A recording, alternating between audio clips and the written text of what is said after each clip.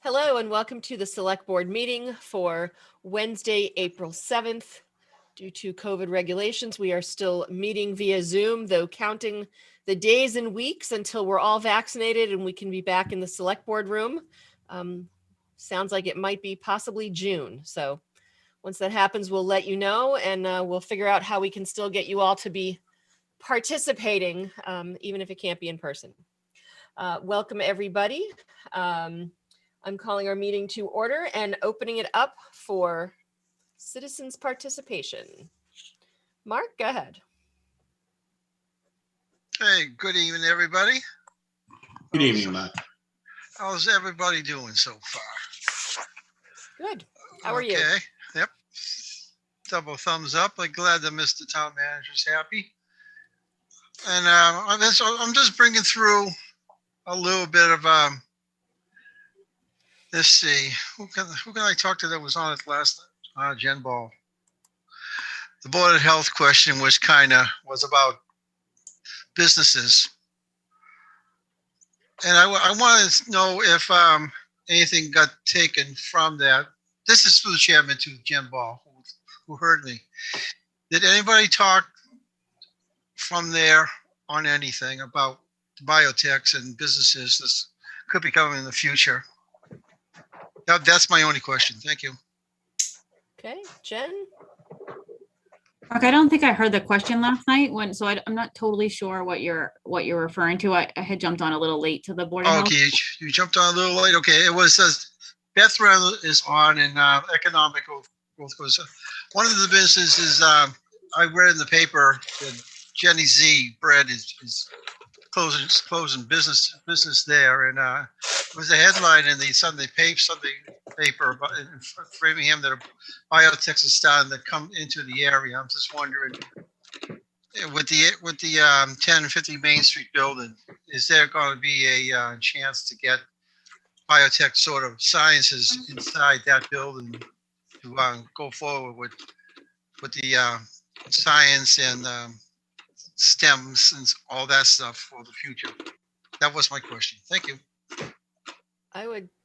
I know Beth is on, but I would say, Mark, that we don't have the information to answer that yet. I think part of it may be once 10 to 50 Main Street, when it gets renovated, then we'll have a better idea as to what their space is. But at this point, I mean, certainly biotech is something that has looked at Ashland before. And it wasn't able to happen because zoning changes needed to change for a certain area. So certainly we are open for business, for any business that wants to come if we can make it work. I know that we're looking to do that, and Beth is working very hard to bring businesses to Ashland. Okay. If anyone else would like to do, Diane, go ahead. Hi, everybody. Hello. Hello. I just wanted to ask, I know there's a ton of stuff on the agenda. I see an Eversource update at 5A, and I don't think it would be appropriate to comment until we've heard what the update is, and I don't want to misspeak. So I wondered if it might be possible to have a brief comment or question entertained on the agenda item. I believe we can do that. Certainly. Eversource, I know, is an important one that people have questions and comments on. So you can reserve your time until then. Super duper. Thank you. Glad I can make you say super duper.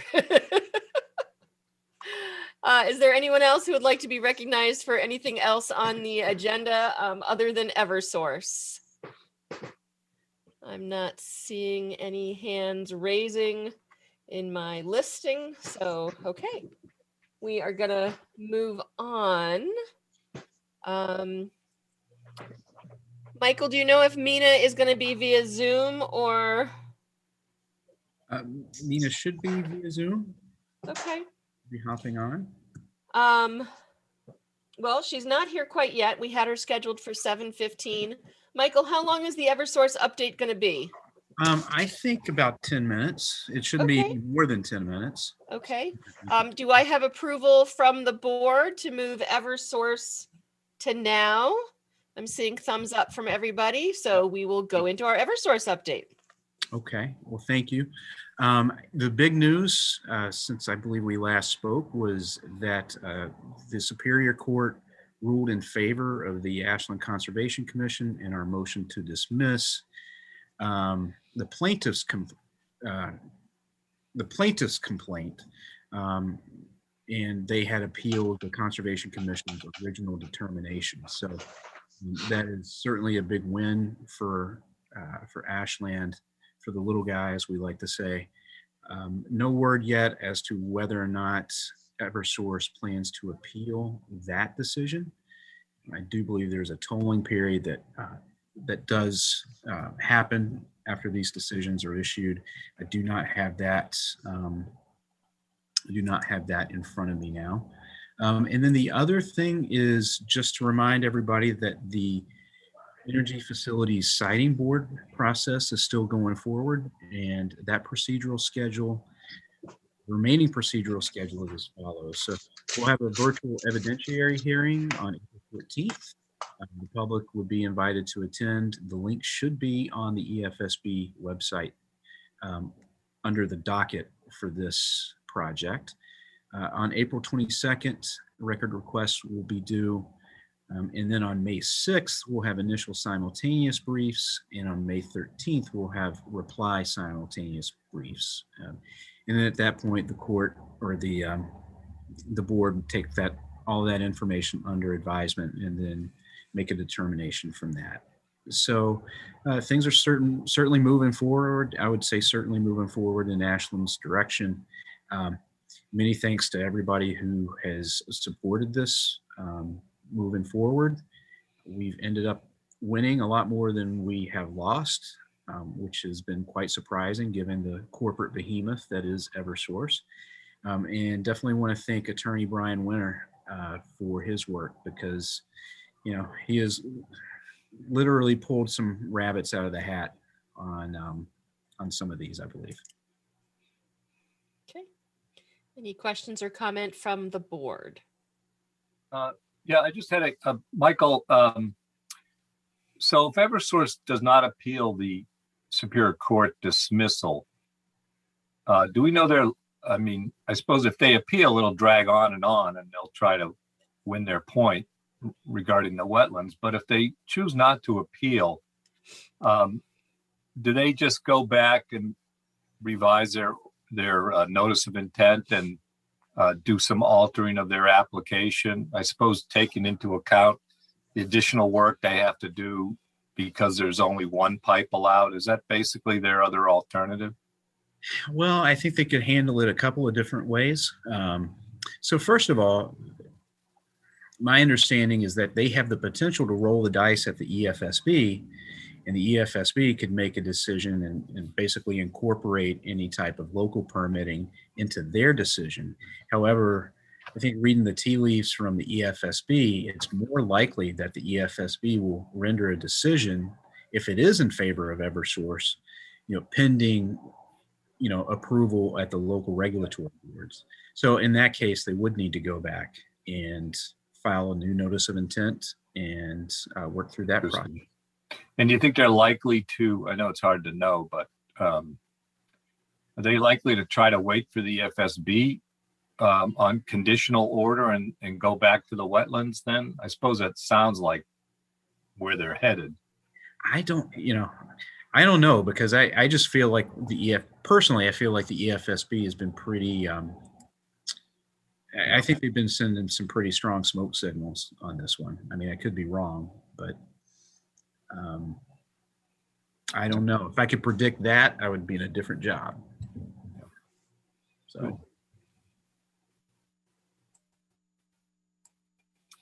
Okay, any other questions or comments? Okay, I'm going to open it to the public for questions or comments. If no other board members have anything, Diane, go ahead. Pardon me for stepping over the board members. Didn't mean to do that. No one else had. That's fine, Diane.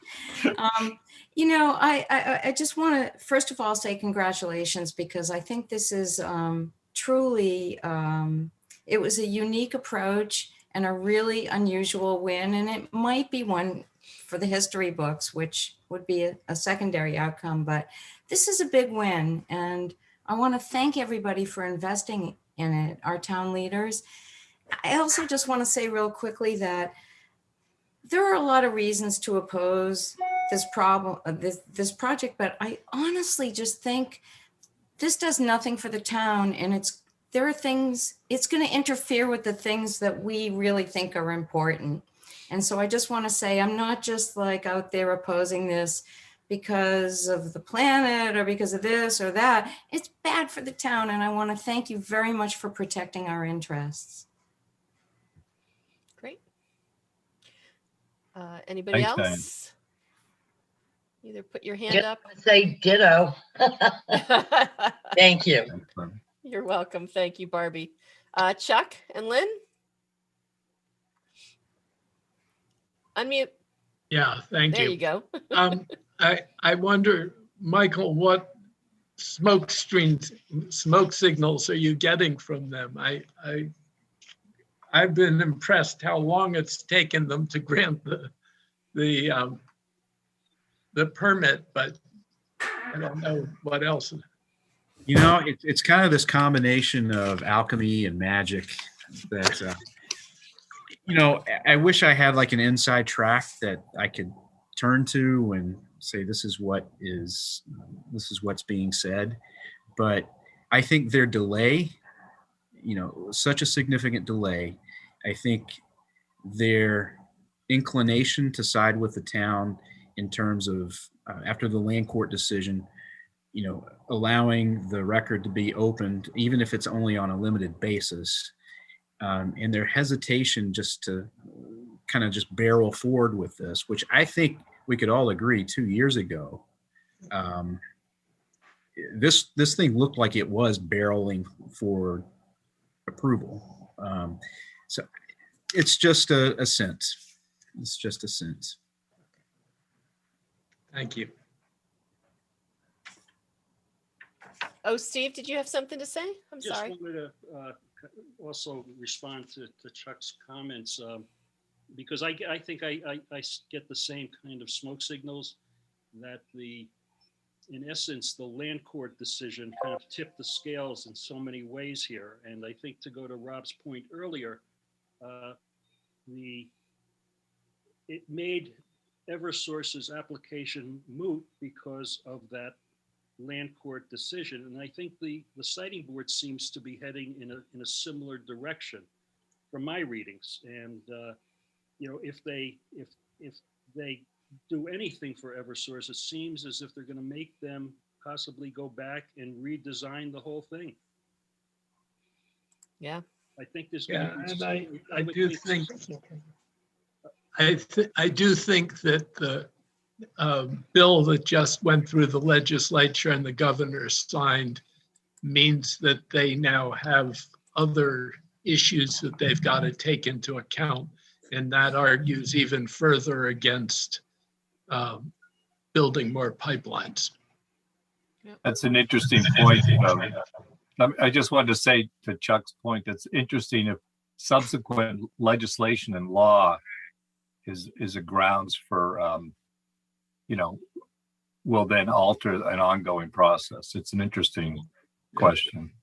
Well, and I think another like element to that, Rob, is if you're going through a process under a current set of conditions and the current set of rules and procedural guidelines, and legislation is issued while that process is happening that changes those guidelines, and then you have to reapply, you know, what standards, what rules and regulations are applying at that point? Do the new ones hold, or is it still the old ones?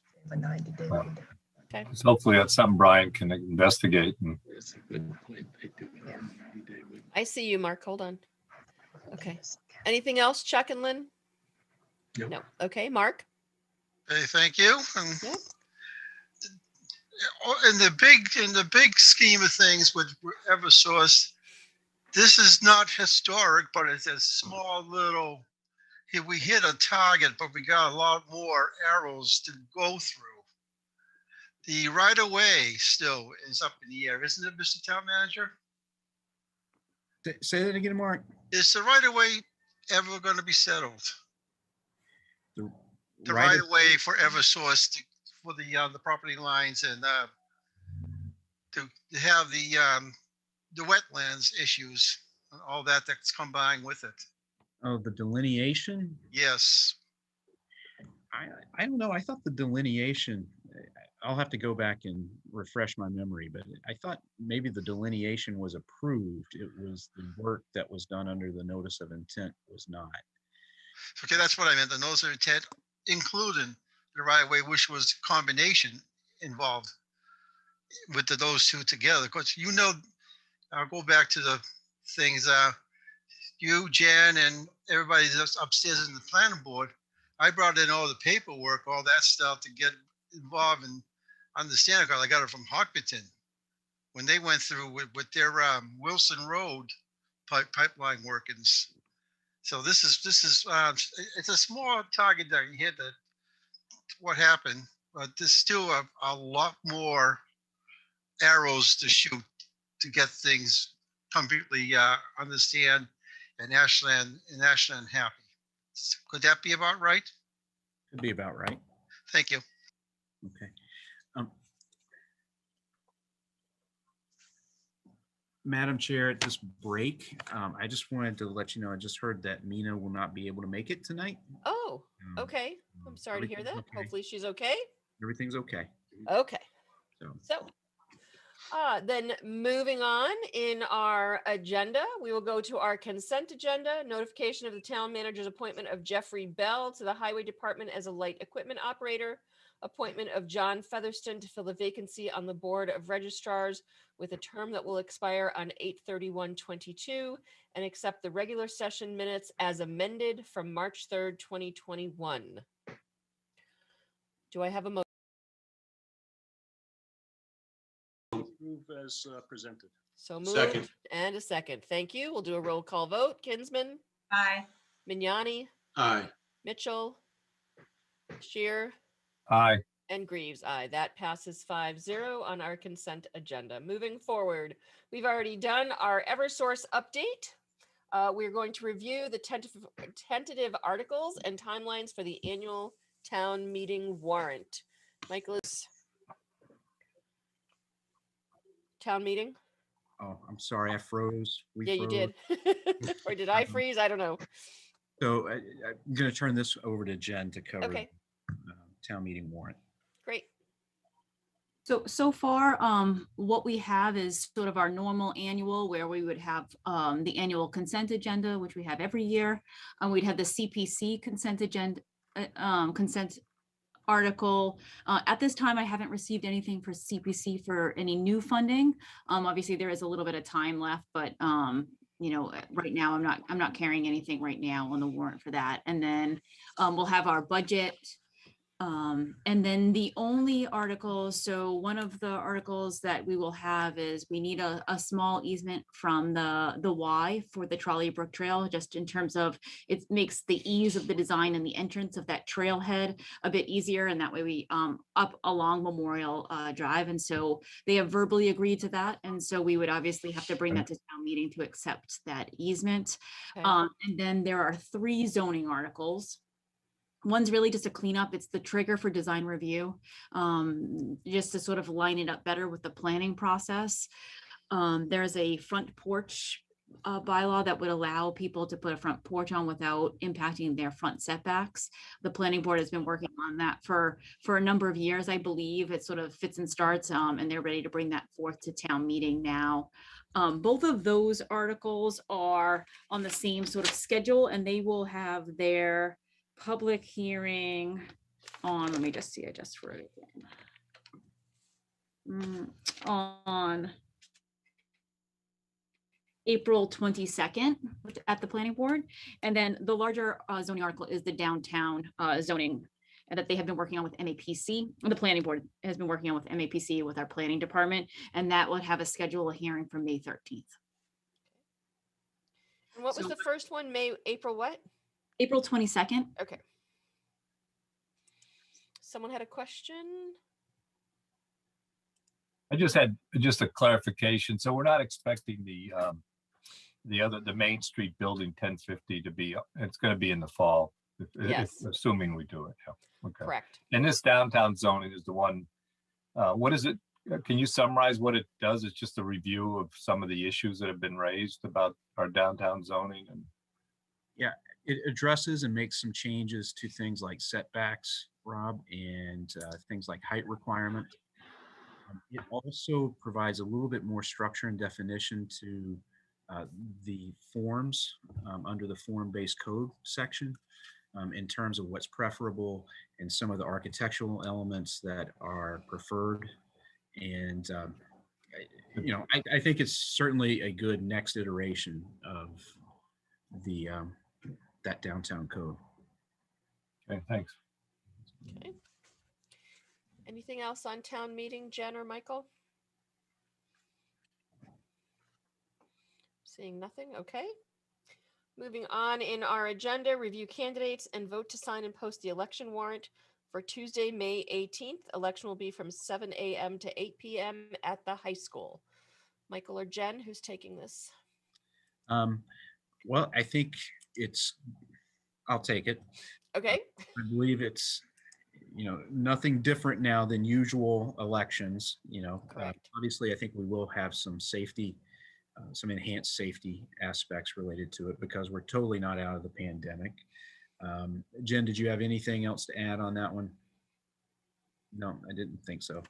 And then I believe we wanted to review the candidates and Yep. just who was seeking what. Okay, And so I will go through the offices by alphabetical order. So Okay. we have one person seeking a 3-year seat on the Board of Assessors, that's Steve Greenberg. We have one person seeking a 2-year seat on the Board of Health, that's Barbara Secasegundo Simon. I apologize if I did not pronounce that right. We have 3 people running for 3 seats, 3-year seats on the Board of Health. KG Nariana, Bernadette Munkus, and then Ann M. Carey. On the Housing Authority, we have. hold on, so there's 3-year seats open? No. Correct. I believe there's 2 of those are incumbents right now. Shouldn't there only be 2 3-year seats on the open right now? And then the 2-year seat? Unless there's a fill. I'll go back and check. Okay. Yeah, there was, Chris is not running, right? Chris So- is not running for reelection and KG is up for reelection. So that's Yeah. 2 3-year seats. And then Barbara's Yeah. doing the 2-year seat. And so there's. And who was that? Whose seat was that? Oh, she's the interim. That's right. Right, You tell her. right. From Judy Teller stepping down in December Yeah, okay. So I think we have 3 candidates for 2 for seats. 2 then. seats. Yeah, Okay. okay. Sorry, I misspoke there. We have one person running for a 5-year seat on the Housing Authority, and that's Carolyn Beaton. We have 2 people running for Library Trustee, each a 3-year term, and that's Linda Ween and Claire Goss. We have one person running for one 2-year seat on the Planning Board, and that's Anna Tesmanitsky. Again, Anna, I apologize if I mispronounced your name. And we have one person running for the 5-year seat on the Planning Board, that's Deepa Venkat. We have 3 people running for 2 3-year seats in the School Committee, Kathy Bates, Mark Terry, and Tina Fitinitis. And then getting to Select Board, we have 3 people running for 2 seats, Yolanda Greaves, Rob Shearer, and Pam McQuillan. So a handful of contested races, Yeah. but fortunately it looks like all vacancies will be filled. Okay. And you need us all to come in and sign that and then go ahead, let Michael answer and then go ahead, Steve. Yes. So we need to go in and sign. So if everyone can remember that. Steve? Oh, yes, sorry. A question, are we doing early in-person voting? Good question. Jen, I'll turn that over to you.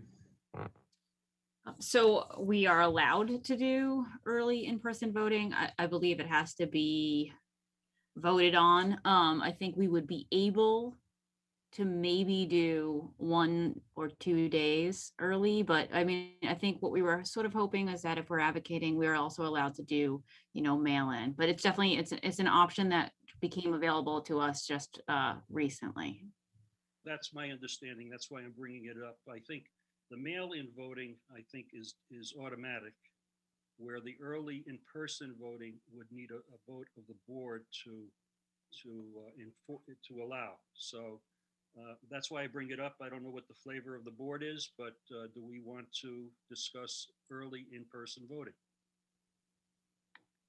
Have any input from town clerk as to the town clerk's office on that?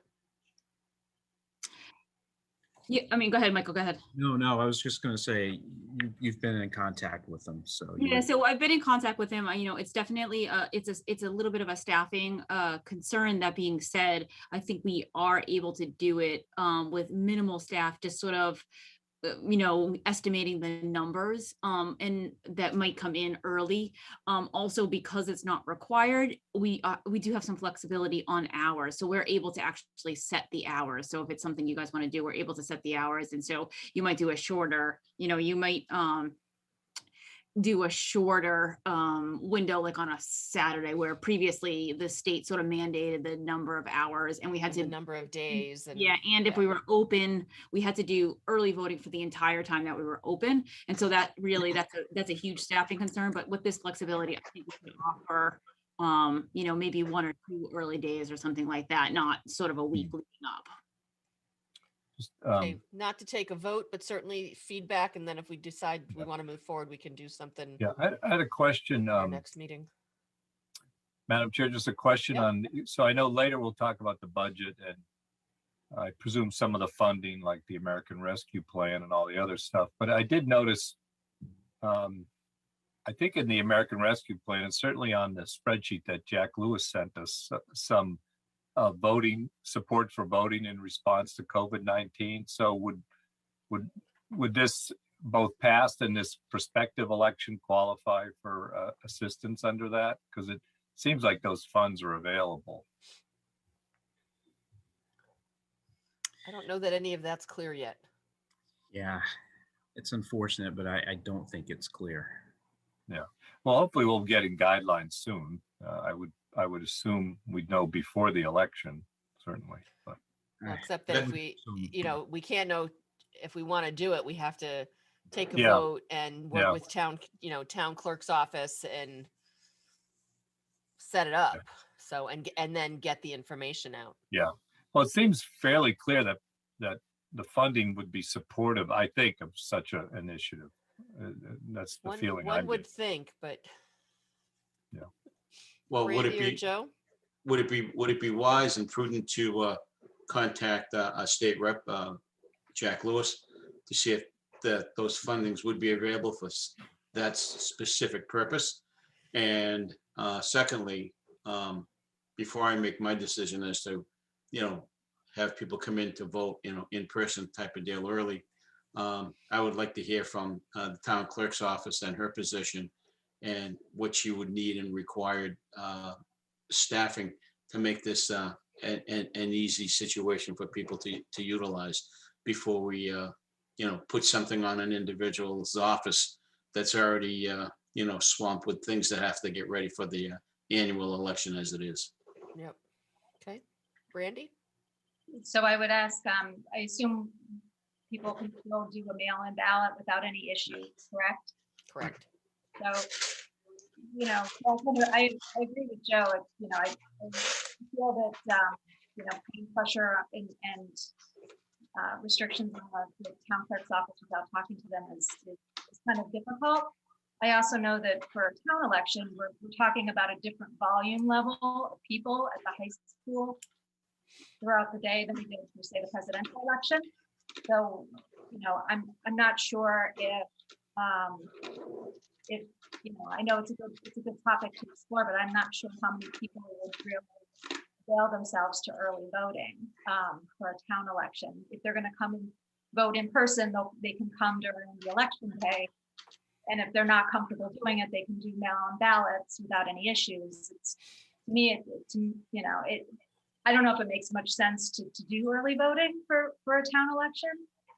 But that's just my take on it.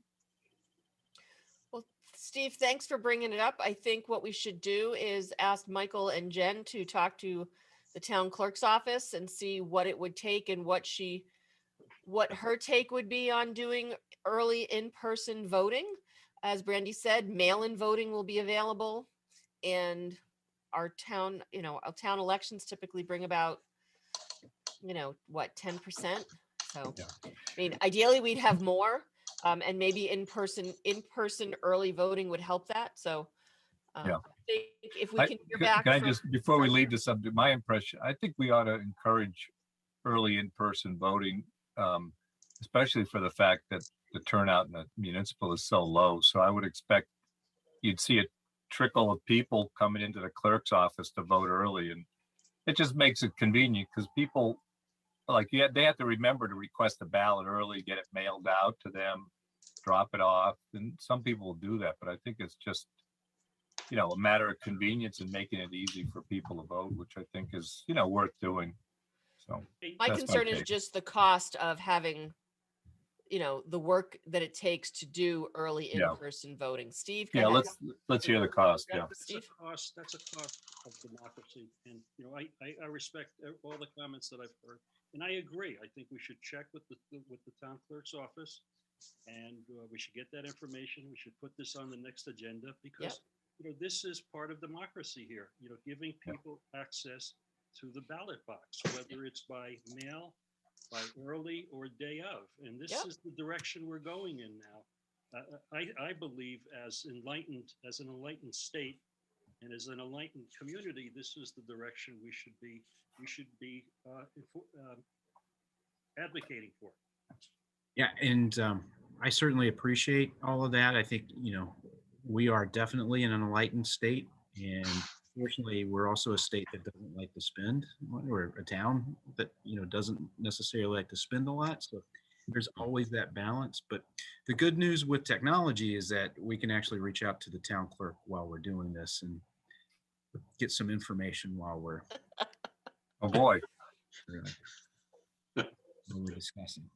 So I assume it'll be on the next agenda. It might be on later if you want to revisit it. I think we can put it on the agenda, on the next meeting's agenda, and decide there. And plus, I would say if people are watching and want to give us feedback, if they think they would use early in-person voting if we had it, or as we said, mail-in voting will be available either way. But give us your feedback. All right, would you use early in-person voting? Barbara, real quick, and then I'm going to ask people to email the select board if they have input, but go ahead, Barbara. Okay, I probably wouldn't, but I believe there's probably a lot of people that are still going to feel uncomfortable being in. I mean, I don't know how close the elections were. I voted early for the presidential election. I don't know how it was laid out. Is it going to be spread out for people to vote? I'm expecting that the same setup that happened at the presidential and then at the special election that we had for the 2 ballot questions, that would be repeated for this election. So okay, full but gym I at the high didn't school. go. Okay, so it's the full gym at the high school. The stations are spread out. Okay. Everything's being sanitized. As limited contact. So Okay. it All was right, done in a very safe way. Okay, that sounds great. Thank Okay. you. Great, thank you. Okay, so we will ask Michael and Jen to follow up with town clerk's office, and we will put it on the next agenda. Thank you, Steve. Moving on, approve the request for a 1-day license at the Corner Spot requested by Zealous Brewing Company for May 21st, May 22nd, May 23rd, and then June 25th, 26th, and 27th. And I believe we have Beth Reynolds here, our Economic Development Director, to talk to us about this. Oh, and we have someone from Zealous. Thank you for being here, Jeff. Beth, take it away. Hi. Thanks for having us on. So Jeff is joining too, so he can answer any questions in particular to how this will run this year, because it is different than years past because of COVID. But we are looking forward to opening the corner spot again for another season. It was quiet last year, sad, but it is, breathing some new life. We had 4 high school students out there today, working hard to get it nice and spiffy. So it's looking really good. We're excited to have some events come back. We've been in constant contact with Ed Berman about, all of the regulations that we need to follow. So we're right on top of all of that. And then early on, Jeff actually emailed me saying that he would love to be back. Zealous would love to be back in Ashland for another beer garden, smaller than it has been in the past. He's done weeks before. So these are just a few days, but he had such a great experience with us, and their corner spot committee would love to see him back, and I think a lot of the residents as well. So we have submitted the request basically for these one-day licenses with you. I submitted a floor plan that we've used in the past. However, going over the floor plan with Ed Berman today and spacing out the tables 6 feet apart, we're going to have to extend that line where it sort of is cut off at the seating, so it'll actually go a little bit closer to the porch swings, but it'll still be in that section of grass area. So that will be closed off. It will have seating, no more than 6 people per table. We do have food trucks that are booked tentatively, depending on how this meeting goes. But we do have some, in the works to be there throughout the summer and spring. So we would have food trucks there with Zealous, because they do have to serve food, no more than 90 minutes of seating at a time. So we would be following all of those COVID protocols. Okay. It's kind of the overview. If you have any specific questions, maybe Jeff could answer those, or if you want to hear from Jeff, either way. Sure. Board members, questions or comments? Joe, go ahead. Thank you, Madam Chair. Beth, I appreciate the additional information with respect to the 6-foot distances of the tables. And I know that most of the restaurants are required under the COVID-19 protocol that they just can't sit at the bar or at a table and drink. They have to eat. And I don't know how that's going to work at this location where you have a food truck being available. I would assume that once the individuals that are sitting there and having their beverages and their meal, once their meal is complete, they have 90 minutes to enjoy this. And that 90-minute ruling is going to stay in effect, and who is going to be on top of that, and how is that going to be governed? Yeah, so Zealous will be considered, they'll be following the COVID guidelines for a restaurant. So with the guidelines that we've looked at a million times, it's 150 people in an outdoor setting in a public place. However, for restaurants, their checklist will be a little bit more detailed. So they'll still have to, when a party of 4 or 6, whatever, leave a table, Zealous Beer, somebody from that group will have to go and wipe down the tables, and they'll be monitoring the amount of people and the amount of time that people are there. Okay, thank you, Beth. I appreciate that. Okay, Steve, go ahead. Hey, Beth, hey, Jeff, how are you tonight? A couple questions, given the information you've just provided, Beth. How many, forget about the 150 people that can be at an outdoor gathering, because obviously it doesn't work here. So given the space that you are going to fence off, how many people are you anticipating being able to accommodate? How would that work? Yep, currently there's 8 tables of 4. Let me finish. Oh, please. sorry. So have you calculated all of that? Have you done a layout with the tables?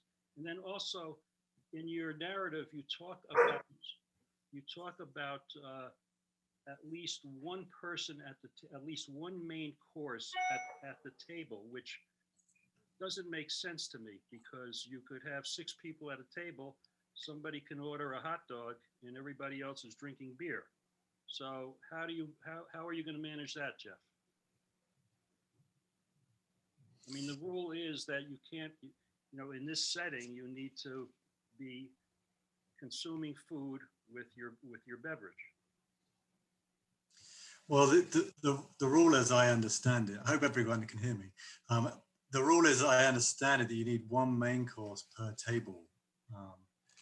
And what we've done at some events is that the food vendor gives a ticket to someone, and you can only buy beer if you have a ticket, or you demonstrate that the table has a ticket with it. That's been quite effective as a method. Okay. Yeah, but you really didn't answer my question. I think, and I think we should verify this. I'm looking at the social distancing for outdoor, for gatherings, but that's different than for restaurants. So my understanding is you just can't sit at a bar and drink under COVID-19 protocols. You have to be served food. Correct. So how is that going to work when you're telling us a table only needs to order one main course? That's my understanding of the rules. Yeah, we won't actually have a bar at all, so that there'll be no like a bar area, you know, where you sit at a bar and you just. But forget the bar. Forget the bar. They're sitting at a table. Same difference. You just can't sit at a table and drink beer under COVID-19 protocols. Well, my understanding is that you can if you have one main course at a table, you can sit there and drink.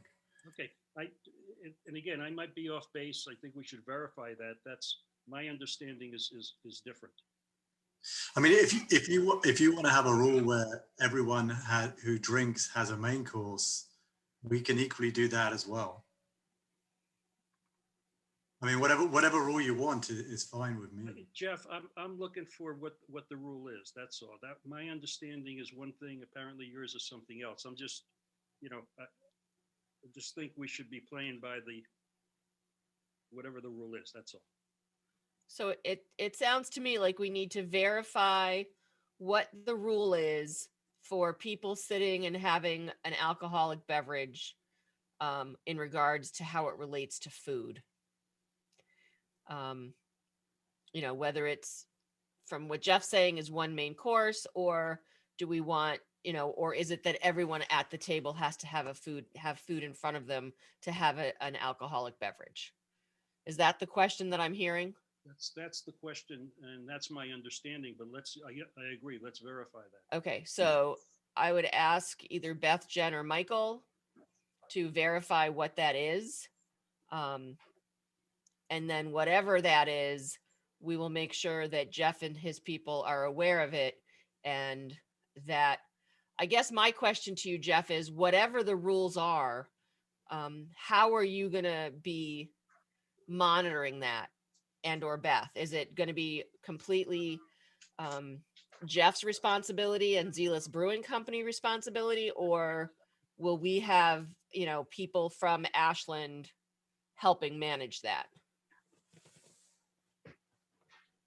That will be on Zealous. Okay. Okay. It's their responsibility. They own that place when they are in there. So they rent it, they lease it. It is their responsibility to clean up. It is their responsibility to run it. They will have a binder with a checklist to follow all COVID protocols. They'll go over that with Ed Berman prior to them moving in person to walk the space, to go over all of these protocols. So they will have to follow everything to the book by the state. Okay. Perfect. And to answer your other question, Steve, the seating right now is 32 people sitting at 8 tables currently, and they can actually add on some more tables of 6 should they choose to, but that is what we provide at the corner spot currently. We do have our own tables. I will say that the way to manage it is basically you have a pretty strong perimeter. So you set up a fence, you set up a rope. You have one entrance and exit, and you can manage it that way. They come to the entrance, and they go to a table, and they can order some food, and that's the way you can manage it. You have to have a much harder line than you did otherwise, which is sad, but that's the reality. Okay, Michael. Yes, this is from the mass.gov website, and it's a little bit out of context, but it states the alcoholic beverages may only be served for on-site consumption if accompanied by food prepared on-site. Potato chips, pretzels, and other prepackaged shelf-stable foods or other food prepared off-site do not constitute food prepared on-site. For each customer, an item of prepared food must be ordered at the same time as an initial alcoholic beverage order. One or more shareable food items may be ordered as long as they would sufficiently serve the number of people at the table. Okay. You could have you could share food, but it would have to be enough to. Right. So you could have a plate of nachos that would be enough for 2 or 4, however many people are sitting there. And that would constitute enough food. It depends on where you get nachos. If you go to Chili's, that probably That's true. 2, but go to Beantown Pub, that'll definitely serve 4. Steve, you had a follow up to that? Or are you good? No, I was just going to comment. It would have to be super nachos. Brandy, did you have a question or comment? I did. So, question. So I assume that Jeff will be able to utilize the shed as sort of where the beverages will be distributed from, correct? Correct.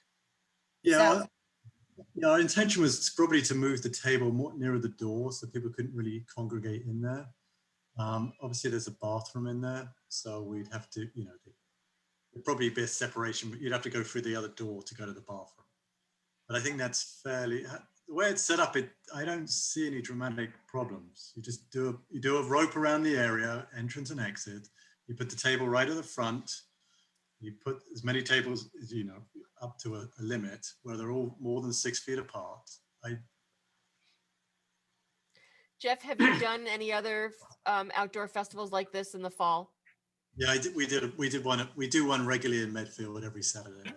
Okay. Not in the winter. Yeah. And we've also done one in Norfolk. Okay. But under COVID, under these guidelines and with the food and all that. Okay. Okay, good. That's good to know that you've done it before. Yeah. Okay. The only other question I had was, so, typically in a non-COVID year, there'd be people milling around, carrying beers. So everyone's going to have to be seated in the fenced-in area, correct?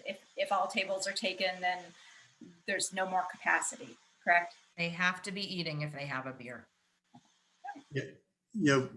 What we've kind of had is you have a mask rule unless you're seated, but you can obviously come up to the bar area to purchase your beer, and then you take it, and then you take it back to your seat. Right, but you can't be having the sip on the way back because your mask is on. Unless there's a hole in it with a straw.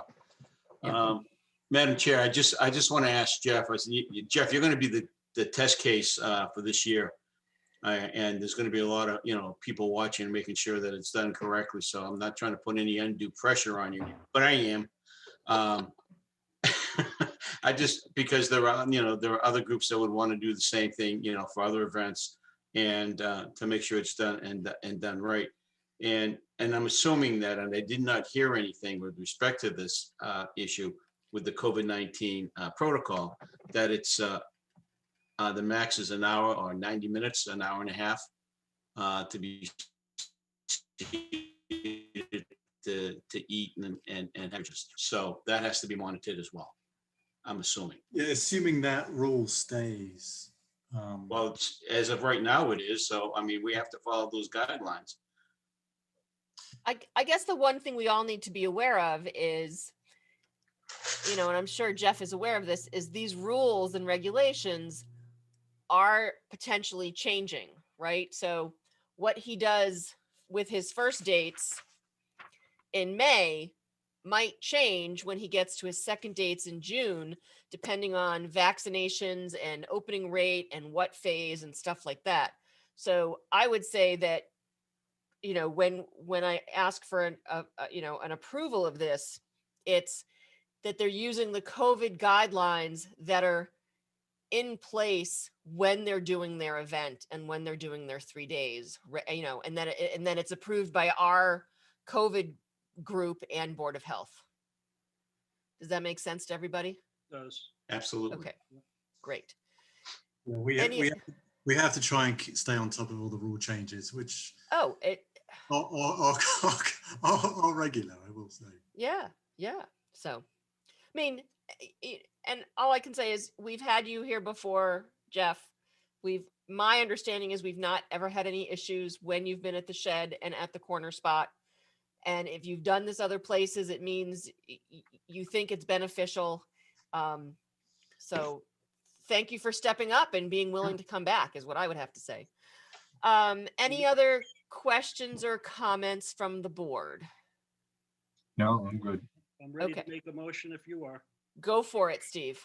All right, I move that we approve the request for one-day licenses at the Corner Spot for Zealous Brewing Company for May 21st, May 22nd, May 23rd, June 25th, June 26th, and June 27th, 2021, in coordination with the COVID-19 protocols in effect at the given times as they change.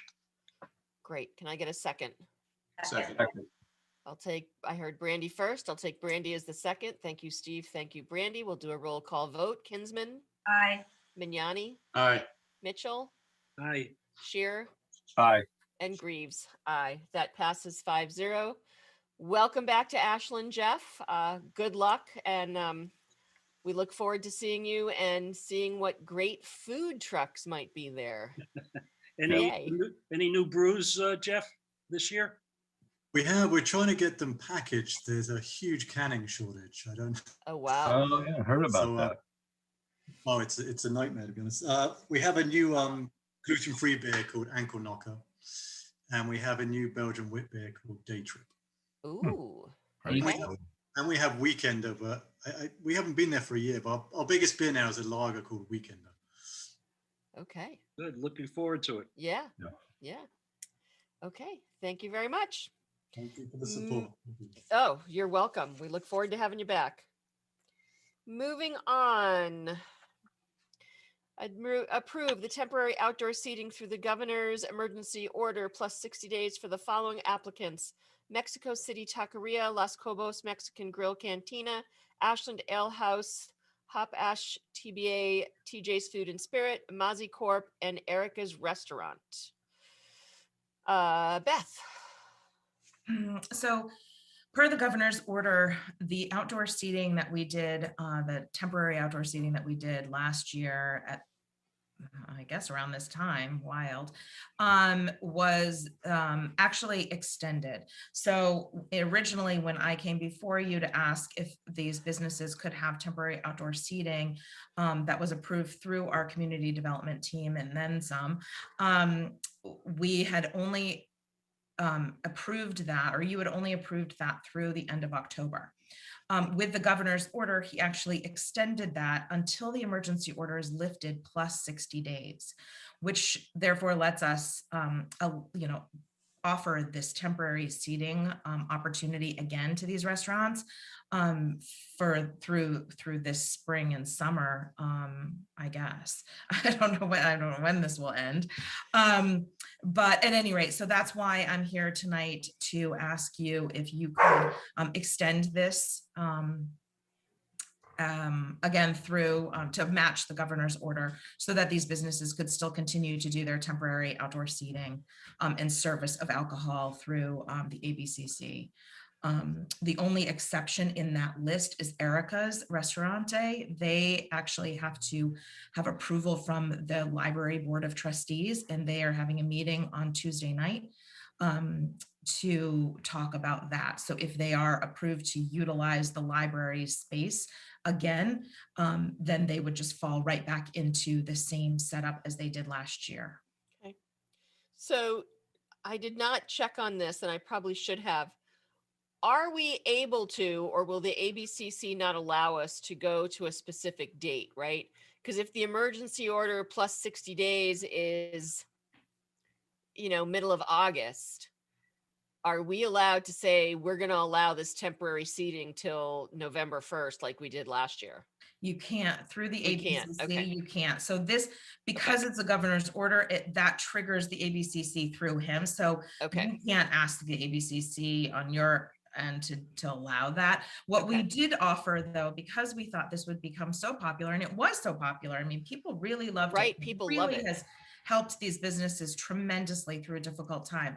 So our team, our community development team, has worked really hard with our new building commissioner to come up with a permanent seating, outdoor seating regulations or protocol, or whatever they need to, whatever we want to call that, so that if a restaurant, so like I'm using Ashland Ale House as an example, they have a great space for an outdoor patio. Right.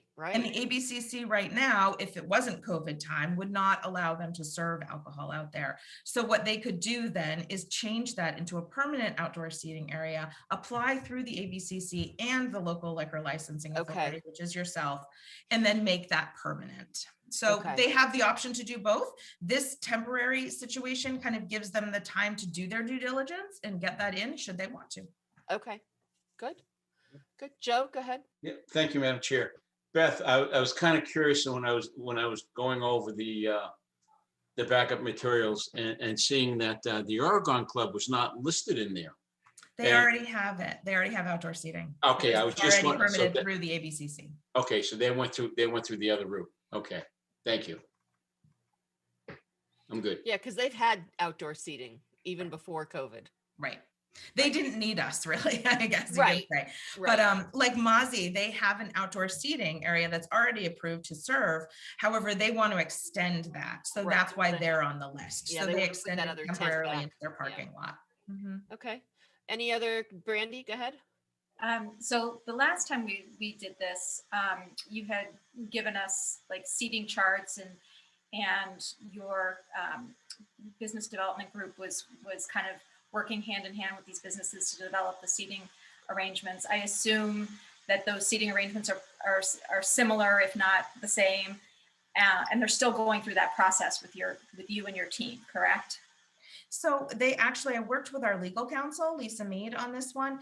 And because their seating arrangements haven't changed from last year, they only had to fill out a one-page form saying that it hadn't changed. It was the same setup. And our team can go out and just double check all of that. Okay, great. Thank you. Anybody else? Questions, comments? Steve, go ahead. Just a quick comment. I think that the motion should include the service of alcohol in it. It only says seating, outdoor seating. So outdoor seating and alcohol service. Okay. That's fine. Any other questions or comments? No. No? Okay, Steve, why don't you go ahead and make the motion and add the service of alcohol? So I move that the board approves a temporary outdoor seating and alcohol service legislated through the governor's emergency order plus 60 days for the following applicants: Mexico City, Los Cobos, Ashland Ale House, TJ's, Maisie, and Erica's. I can get a second. Second. Thank you, Joe. We'll do a roll call vote. Kinsman, Aye. Vignani, Aye. Mitchell, Aye. Shearer, Aye. and Greaves, aye. And that passes 5-0. Thank you, Beth, for bringing that to us. And we look forward, I look forward to some warmer weather and being able to get back out and Yep. enjoy Thanks for some all your outdoor support. seating. Yeah, thank you for your support. I know these businesses Thank really you, Beth. Thanks for all your Thanks effort, for Beth. your work to bring it forward and keep this going. Great. Okay. Thank you very much. Moving on, we have a discussion of our volunteer breakfast this Saturday via Zoom from 8:30 to 9:30 or 10. We'll see how long it goes. An invitation has gone out to those boards and committees that we appoint, as well as some other volunteers for the town of Ashland. And we all know that part of what makes Ashland great are all those volunteers. We have put together a goodie bag that will be delivered to those who have registered for the breakfast. And we have some nice things in there. And we have a nice donation from the Ashland Business Association to help us create that goodie bag. So We look forward to stopping out, and you'll be seeing at least one of our smiling faces as those get dropped off between now and Saturday morning. Great. So everyone else on the board, I know Brandy's aware of this. We are going to need help with deliveries. We'll split stuff up and get them all out and put them all together. When is the deadline for responses from the, It was today. okay? Do So we if have anyone's idea? watching, we had, I think Sue said 60 some people Oh, that's nice. had responded. Yeah. And at our last breakfast last year, I think we had 80. So Cool. yeah. Very good. Yeah. So So, it should be Madam fun. Chair, you and Brandy, what's your plan for us? When are we hitting the rounds here? We will let you know. We're All right. finalizing that, but if you guys could be available, hands on deck to do a little bit of helping maybe, and also delivery. Sorry. It's looking like Thursday and Friday. Something. Yes. Well, it'd have to be Yeah. at this Yeah. point, so. Yeah.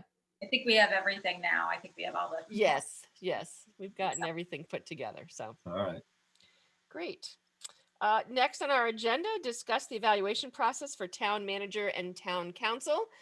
For those who are watching and listening, if you're not aware, we as the select board are, other than setting policy and procedure and some of the other votes that we do, we are responsible for the hiring and the review of our town manager and for town council. We have a form that we fill out that we work with. Each board member fills it out. Then the chair, which will be me this year, compiles that and presents a compiled review. We just create a statement and we present a compiled review. We'll be presenting that review at our first meeting in May. We do a similar process for our town council. We have a form, we fill it out, we work with our town manager, we review town council, and present that, and that'll probably be at our first meeting in June. If public would like to give us feedback, please email either the full board or any of us individually to give feedback on the town manager and on town council. If you've had interactions with them, we certainly accept that input as we go through this process.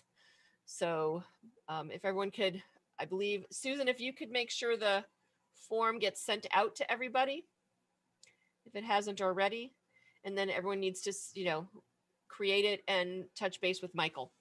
And Mike will do his self-evaluation as well. Madam Chair, is it the same form we've used last year? Yeah, Okay. yeah, it's the one we've been using. I think it's a very thorough review, Yep. and I think it has worked well. Okay. Michael, Do Facebook comments count? do Facebook comments count? I don't know that we as a I think that board was a tongue-in-cheek have. question. Just the bad ones, Michael. I would say if someone can take a few minutes to post something on Facebook, I would ask that they take that and put it in an email to, selectboard@ashlandmass.com. Minutes or a few hours? Or, yeah, however. Or I did- individually. for that Madam Chair, we did get that email from a person who talked Yep. about other, having public involvement or a formal process. I think it's at least worth discussing and considering that. One thing I would say, in terms of town council, do we have a mechanism for other committee members and besides another department staff to be involved with town council? That's my first question. I know we've discussed that in the past, but do we have a mechanism and how have we used it? Steve, go ahead. Yeah, Rob, I'll address that because this is something that I brought up when we Yeah. first created the town council review form. Right. And, the way I approached it, and I know we discussed it as a board, was that, town council works for many boards and committees, even though we do the That's right. hiring.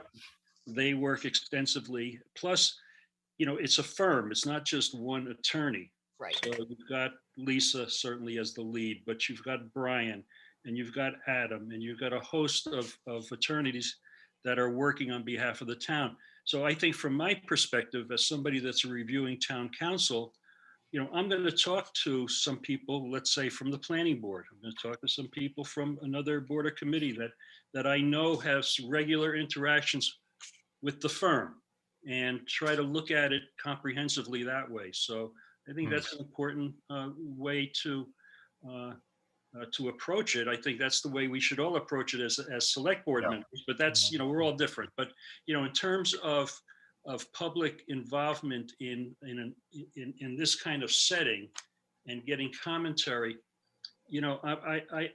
I think there's more than ample opportunities for the public to reach out, as Yolanda described, to give us input. We've gotten some input from a few people already, as you've seen.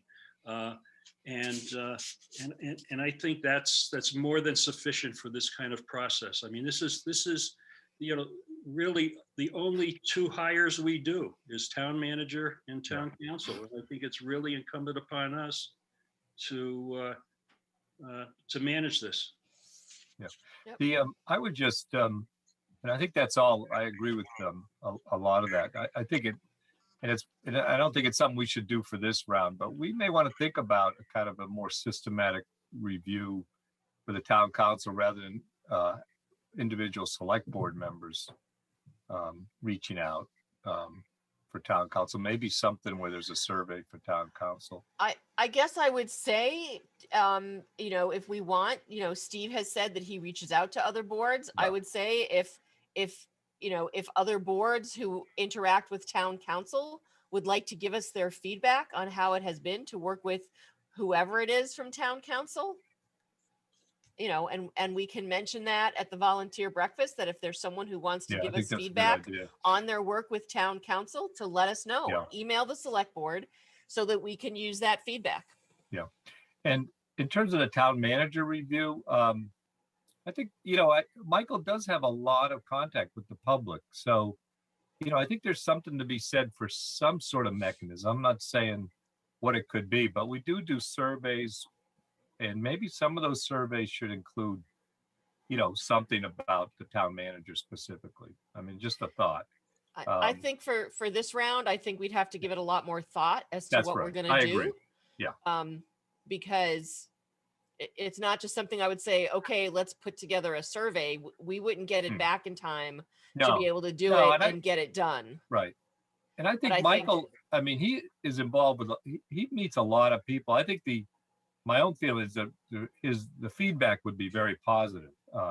But whether it is or not, I think it's good for us to consider some sort of mechanism, I think. Well, and I think right now this year, and we can discuss it after we do this process, this year, the mechanism is, if you'd like to give us feedback on the town manager, send an email or pick up the phone and call any one of us regarding it, selectboard@ashlandmass.com, or I believe we're all in the phone book. Call town hall and leave a message, and that message will get forwarded to us and we can respond. Yeah. Okay, great. So that's those things. Moving on. Priority project updates. Rail Transit District. I believe we discussed that with the Trolley Brook Trail, but Michael, what do we have? Really, most of the updates are related to the Trolley Brook Trail. Still before Concom, I believe we did get a bid in for the pedestrian bridge, or the bridge that will go over the wetlands that's been delineated there. Jen, I believe bids for the actual construction of the project are... Will hopefully be posted early next week, and then be out for, we have to redo the timeline, but we were just working with DEP and EPA to make sure they want to review the bid documents to make sure that it was, that we incorporated their safety mechanism into that. Right. So. Yeah, and that, Jen came to see the Upper Charles Trail Committee again. Very constructive meeting. Things are moving along. So that's wonderful. Are we going to be finished by the fall, you think, Jen? What do you think? There she goes. Okay. Yeah. Great. Also, just that just as we're talking about trails, I reached out to someone in Framingham because they are starting to do a lot of work on their trails. And I let her know that we're looking to make a connection between the Upper Charles Trail loop and Framingham, either through Framingham or Sherborne. And she said, right now, Framingham is not looking at a connection to that loop. Right. So I'm gonna talk to her and give her some information and see what we Oh, can do to great. make sure that, Yeah, because- refer to Joel. because the that'd be my idea is suggestion. they have their Sudbury Aqueduct and they have, the connection to the Bruce Freeman Rail Trail, and the Bay Circuit. Yeah. So, but A yeah. lot going on. Oh, yeah. All good. And Yeah, give her my Joel's name. I'd understanding, suggest that. my understanding is some of this, not the one that has passed, but the one that they're looking to pass, the Jobs Act, has a lot of money for infrastructure projects. Yeah.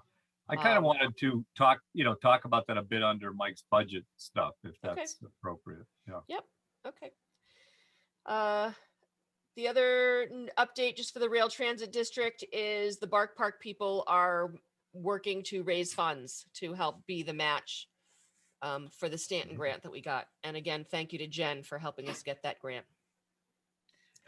Yolanda, just one question, actually, and it would help Jen and I.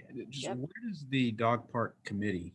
How are things going along with the committee? Are they the ones doing the fundraising? And Yes. So they have a fundraiser being planned. They're working with a realtor in town who has committed $1,000 for every sale of a house that they do in Ashland. It's going to be donated to the Bark Park. do you need more members? Of the committee? Yeah, more members on the committee? I would say if people are interested in supporting and being part of that, they can reach out to, I think it's either Kara Terrell or Karen Dan Barboza, or like the Facebook page and reach out there. But yeah, they're always looking for people to help, certainly with the fundraising that is needed to get the park, get the funds to match what we're getting from the Stanton grant.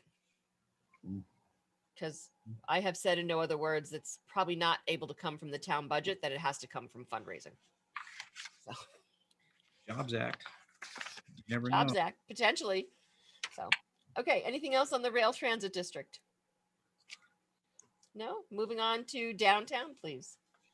So downtown, two quick updates. We'll be having a construction review meeting tomorrow, a pre-construction meeting tomorrow with Eversource and also Geosio, BSC, and a number of department heads. One of the things I want to announce tonight that we just found out is that we were awarded $300,000 in a shared streets grant for this project. You remember that was one of our strategies to try to close that. So I want to thank Evan White and Doug and Bill Paley for putting together a tremendous application. $300,000 is the max that you can receive through that. So we want to thank them for that. We'll have that on the agenda next week next time to accept. Next meeting. Okay. Good. And did we have a specific plan for that, Michael, or what's the shared streets? Was that part of downtown now? So I think that was what we talked about, right? Yeah, it was one of the things that we were going to use to close that gap. So and he did a really good job in a very short amount of time putting something together. Great. Okay, anything else on downtown? No. Okay. Public safety, start there. If you don't mind, maybe we could talk about Mendez first. Sure, we can talk about Mendez first. Because we have some specific things. So yes. The committee or the subcommittee committee recently chose Shamit Construction as the contractor, general contractor for this project. Obviously, Shamit is a large contractor, very well known. We had a number of good submissions, and I really want to thank the team, the subcommittee, and the committee that put this, went through the review process. I did move ahead and sign the notice to proceed. Great. That has moved forward. And I just want to go address an issue that has come up, and that is related to CPC funds and Article 97 land near one of the current ball fields. I had received some correspondence from Attorney Mead. Actually just recently received something that was a little bit more crafted towards some concerns that were raised today. And if you don't mind, I'll just Go ahead. said. So first, there are two essential elements that are important to point out. So first of all, no land was taken or acquired by the town for conservation purposes in this instance. And then the community preservation funds that were used, they were recreational funds. That's a subset of open space funds. They were clearly requested and used for the creation and improvement of ball fields on previously owned school property. And then second, because the CPA does not require a restriction where an interest in land is not acquired, no restriction, whether it's implied or actual, would attach to the land. There's no town meeting declaration that these funds for such purposes, nor is there any declaration by any body of the town that the funds were to be used for such purposes.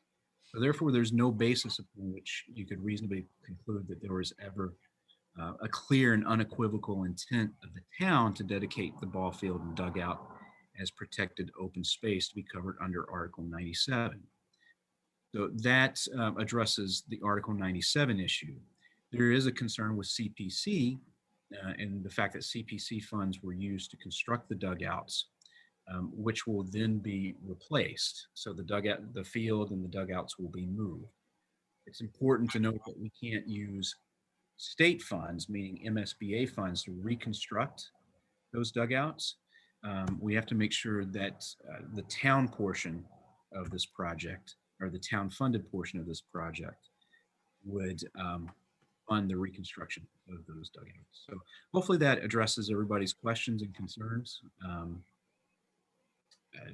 There's certainly a whole long justification for that. We don't think we need to get into it. I don't think this is a courtroom.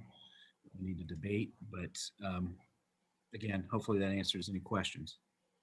Joe? Thank you, Madam Chair. Michael, does that mean that the SBA monies can be used to reconstruct the fields themselves, but not the actual physical dugouts, the fenced dugouts that are currently there now? So anything that was created using either $1 or $100,000, $1 million of CPA funds, when we recreate it, we have to use town funds. We can't use MSBA funds for that.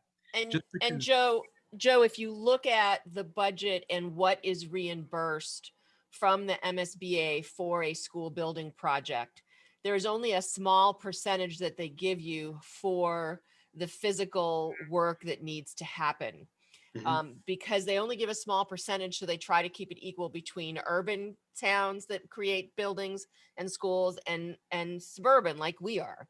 Right. So only, I think, 14% of the funding that we're getting from the MSBA will actually cover the site work and the recreation of fields. Okay. So we will be using town funds to do the recreation of those fields. Up to 14%. No, because the MSBA gives us a certain percentage for site work. Yep. Right. So it's either 10 or 14, and Paul's on, so he may know this. The percentage that they give us will only cover a very small percentage of the site work. There's a lot of site work that needs to happen there between some retaining walls and some leveling. We're putting in a school and creating fields and parking lots. So the amount of money that we're getting is nowhere going to near cover our cost for all the site work and the recreation of the fields. So because of that, we are confident that the money that we will use to create the ballparks will be coming from Ashland funds, not MSBA funds. And as long as we do that, based on Lisa's information and what she has found, we can do this, and it is not Article 97. No, that's fine. I understand that. I was just curious as to those other monies that will be coming from the town. We don't have a cost figure yet for those for those new fields to be created, right? We have it. I don't have the detail in front of me. We have those accounts. Okay, all right, that's Yeah. good, thank you. Yeah. Would you like me to answer that, Yolanda? Or? Joe, do you need to know the full No, details? no, Okay. that's fine, Paul. I mean, we can talk that at a later date. That's Yeah, not- maybe, I mean, I have the exact number if you're interested. So. why don't you get with him offline, Paul? Yeah. Steve? So to go to Michael's narrative, I appreciate the description, understand it, but I think it probably would serve us well if we get a fuller understanding of Article 97, what it is, how it works, what triggers it, what are some of the important court cases that define Article 97. It's really can be quite complex, I think, and so much of it is built into, as you described, the intent. Was the property acquired for one purpose and being changed to another purpose? Are the deeds written in such a way, so on. And I think, given all of these properties that we have acquired over many years, I think it'd probably be a good some value for us to have a better understanding of Article 97 and how it triggers. That makes sense.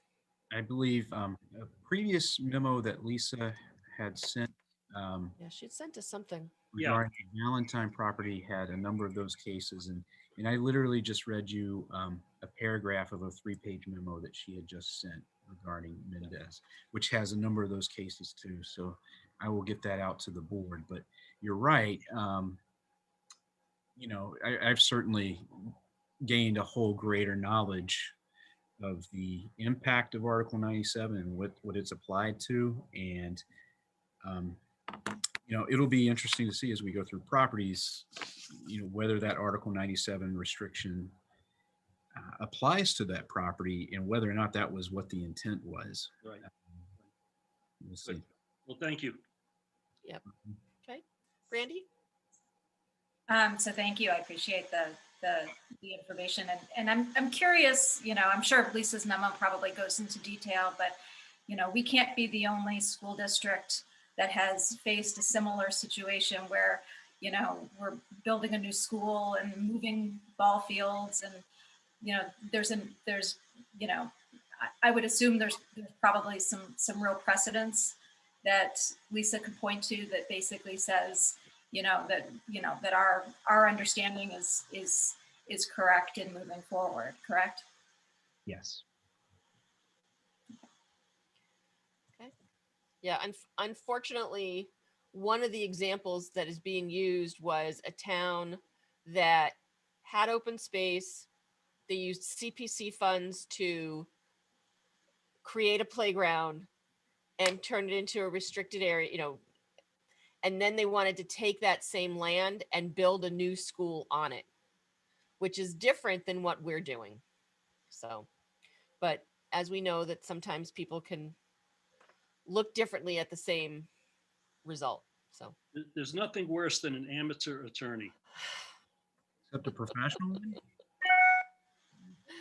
Okay, anything else on Mendez? It was nice to meet the people from Shawmut. They are moving things forward. We are going to be submitting next round to the MSBA in May. And they have some hearings set up with conservation and planning. So that's all moving forward. Public safety building. Yes, I actually should probably turn this over to Jen and Joe and Steve, but all you have to do is drive by and you'll see the idea. But obviously, a lot of work has gone on. I don't know how much of the details you'd like to get into, but I think the all people have to do is follow the public safety building's Facebook page, and they can. Well, I think Steve.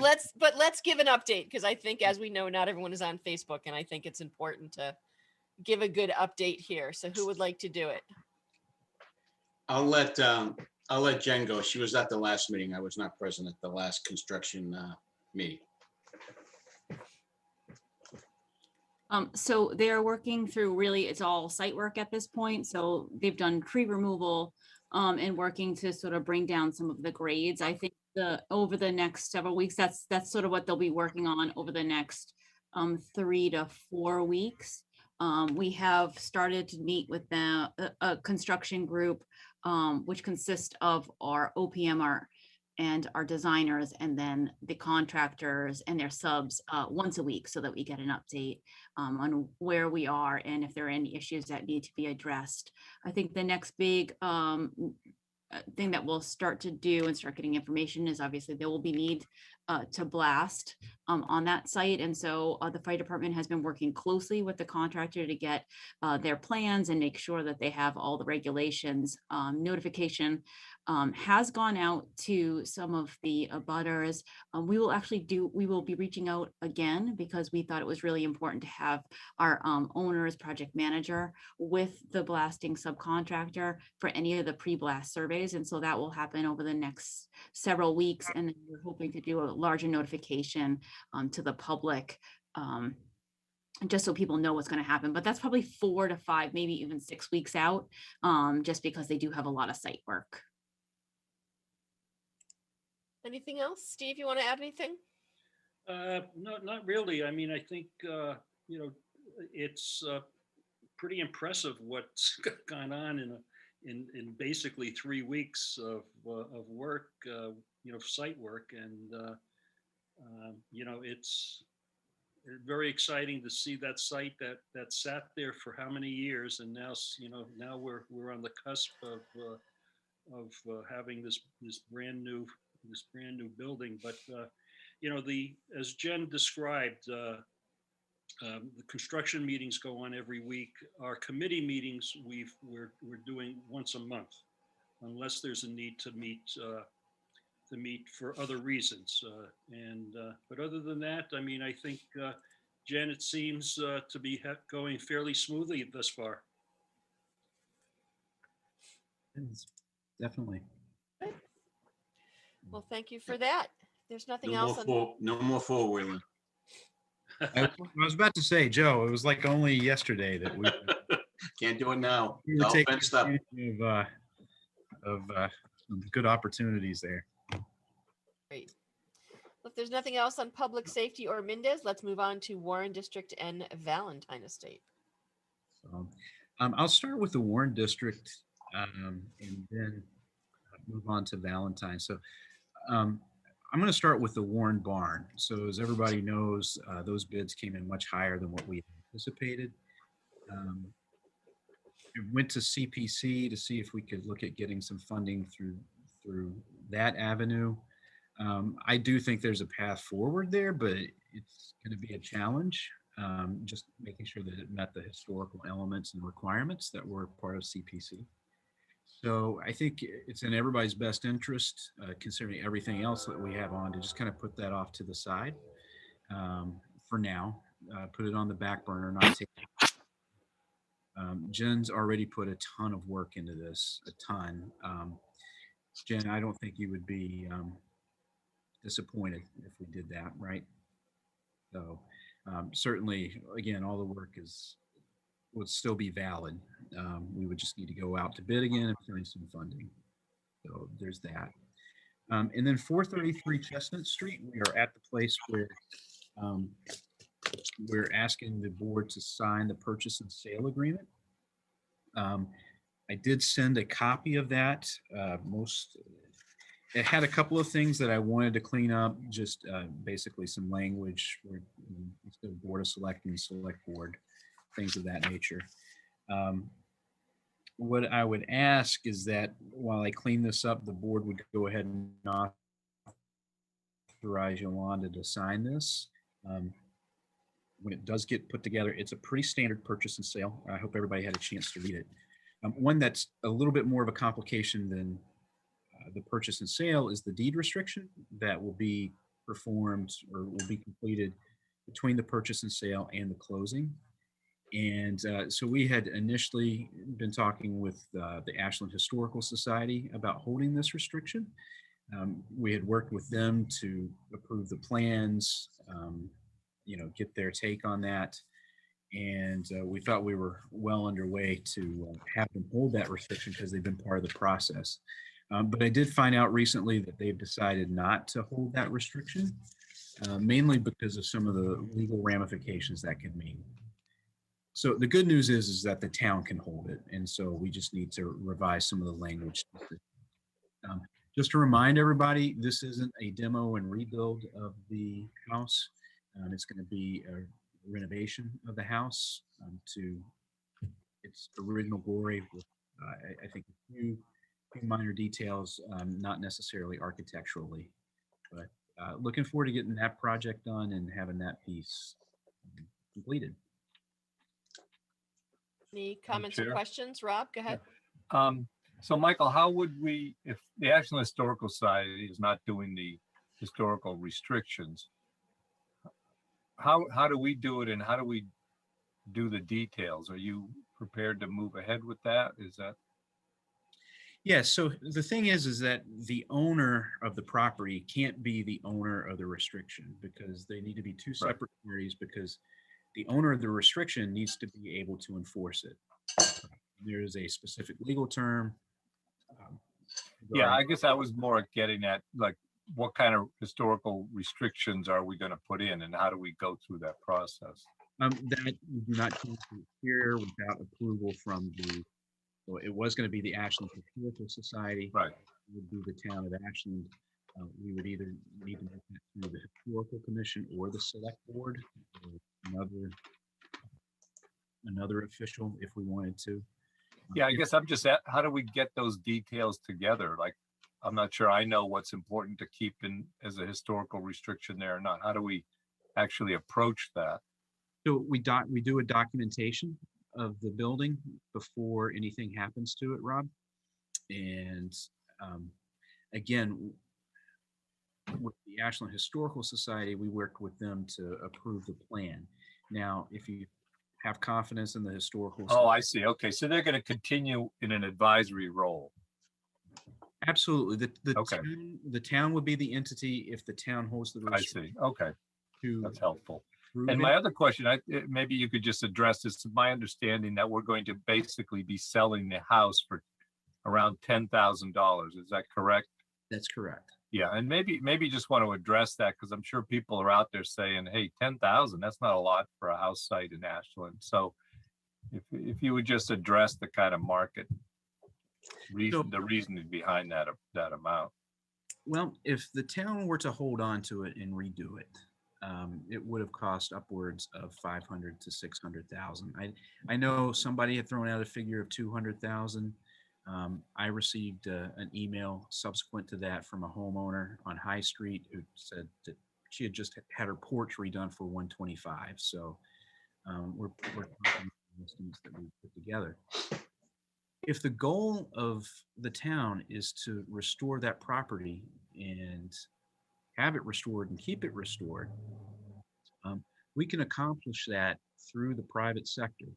And so even though there's a low purchase price, we don't bear the cost of renovating it to, using things like prevailing wage and some of the laws and the guidelines that we have to follow. However, we still get to hold the preservation restriction and dictate historical aspects of it. Okay, thank you. Any other questions or comments regarding this? If not, if I can get a motion to authorize Yolanda Greaves to sign the purchase and sale for 433 Chestnut Street once it gets finalized and clarified through town manager. So moved. And a second? Second. First from a motion from Steve and a second from Brandy. We'll do a roll call vote. Kinsman. Aye. Mignani. Aye. Mitchell. Aye. Shear. Aye. And Greaves. Aye. That passes 5-0. Thank you. And once it's finalized, we'll bring it back as well so that you know what has been finalized. But this way, when it's done, if we're not meeting yet, we can get it going. Okay, Route 126 project update. So I think anyone who drives by can see all the work that is getting done. Michael? Yes, so all along the 2 mile stretch, everybody can see what's happening. We didn't talk about the Valentine estate, but I guess we can go back to Oh, that. yeah. Oh, yeah, I'm sorry. Yeah, we should go back to the Valentine estate and just close that out. So the Valentine committee did meet, and they came up with a recommendation to give to the board. I think it's important for them to come to the meeting and give a recommendation, but and explain their recommendation. But I will say that in general, what their recommendation is going to be would be to close the RFP, have the board work on the conservation restrictions, make some repairs in the immediate future, and then they would like to continue in some type of advisory capacity moving forward. But we'll have more detail of that when they come before the board and deliver their recommendation in person. We think that'll be the next meeting, or what's the timing looking like? It could be the next meeting. I'm not sure. Okay. Anything else on Valentine? Any other questions? Okay. Back to Route 126. Okay. So if everybody's been following the updates, you've been getting some pretty regular dates and times of what kind of work is happening on Route 126. So right now you'll see a lot of activity in the Shaw's parking lot. You start seeing a lot of work along that retaining wall. And then they're going to be doing some gas work on Nickerson Road on through Algonquin. I think next week you'll be seeing a little bit more work in terms of drainage by Algonquin, and following that, some drainage towards the Holliston town line. One of the things that the state really wanted us to point out to people is that if you have an underground irrigation system and it's along the roadway and it's the state's right of way, it very well could be damaged as they continue to clear the roadway. So that's just a fair warning to everybody. Property owners, they should probably contact their irrigation installer if they have any questions. I really want to encourage everybody to sign up for these updates. Doug and Beth do a great job of putting this out there, and Ashley, excuse me. It's just a lot of good information. Yeah, and if people are wondering, it's you go to the Ashland, Mass website, go find Department of Public Works, and right there on their page, sign up for their email construction update newsletter, and you can get the updates there. Ashley also has been very good about sharing it on Facebook for people who want to get it that way. But if you want to get the email with the full detail, that's the way to go, Public Works, and sign up for their construction update. Steve. So just a quick addendum to this 126, unrelated to the project, but related to 126, is a proposed apartment building at 501 Pond Street. Now, it hasn't come before any of the permitting entities as yet, but the developer did reach out, and we were informed as a board. Correct, of a presentation. But he did a presentation. He did advertise it to all of the condo neighborhoods.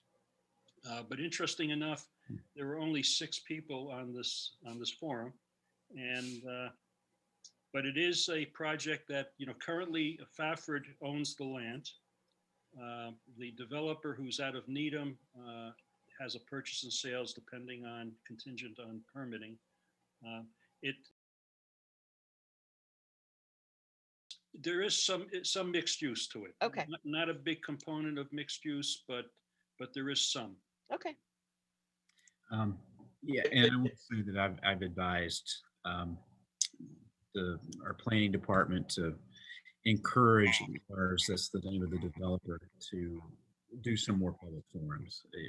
And we can help a little bit more with the advertising. Yeah, we can certainly, get it out to us and we can help promote it. If I may, Madam Chair. Yep. Just to piggyback Steve's comments. The 15th, the Affordable Housing Trust has invited that developer to speak and provide his presentation with respect to the affordable housing aspect of that development that he's proposing, which is at 3 o'clock Our meeting begins at 3, and he will be there to do a presentation. So if anybody would care to, it's a Zoom meeting, just look on our Affordable Housing Trust site, and you can get the number and passcode just to come in and listen in. What's the, Joe, what's the affordable housing part of this project proposed? Is there one, or, Oh, we want to hear the presentation. but he's considering it? I will tell you, well, from the presentation, and then I had a subsequent question afterwards because he referenced the Cecil report. And if you're familiar with the Cecil report, how it relates to Route 126, part of it is gives credit for providing kind of open space capacity. And then there's another part of it that gives credit for affordable housing component. I brought up the fact that as a board and as a town, we are looking for commitments for affordable housing, and he was not very receptive to the 25% number, Joe. So it might be something that you're going to need to reinforce. But that was kind of just a real basic conversation at that forum. Okay. All right. Well, we'll be happy to address it when the time comes. And I did not see the full presentation, so I would like to listen to it before I comment. Yeah. Just a question on this. That's in line with, he basically doesn't need anything unusual from us, right? This is in line with the zoning there and all that. Are there any? Yeah, it would be a special permit, Rob. Oh, it would be. Oh, so we have some room for discussion. Yes. Okay. Yeah, just so as a reminder, that requires 4 votes of the planning board. Pass. And it's the criteria is a bit more subjective. Oh, good to know. Anything else on Route 126? I just want to thank Steve and Joe for staying involved with this project. I think it should be on our agenda just for touching base purposes and discussion. Well, I mean, Or I the think the advice suggestion. developer, as they go to the planning board, if we want to sit in on that, it's not, I always get a little hesitant in regards to what we as a select board. I mean, yes, we're helping shape certain policies and procedures, but it's a planning board decision. And we've seen other projects sort of go awry because of people trying to step in where we shouldn't have. So Well, I guess that's, I just want us to be cognizant of what our role is if we're asking them to come before us as a select board. Well, I think just to kind of slice the difference here between Rob and Yolanda, I think there are times where we obviously actively get engaged with development agreements. Now, Yep.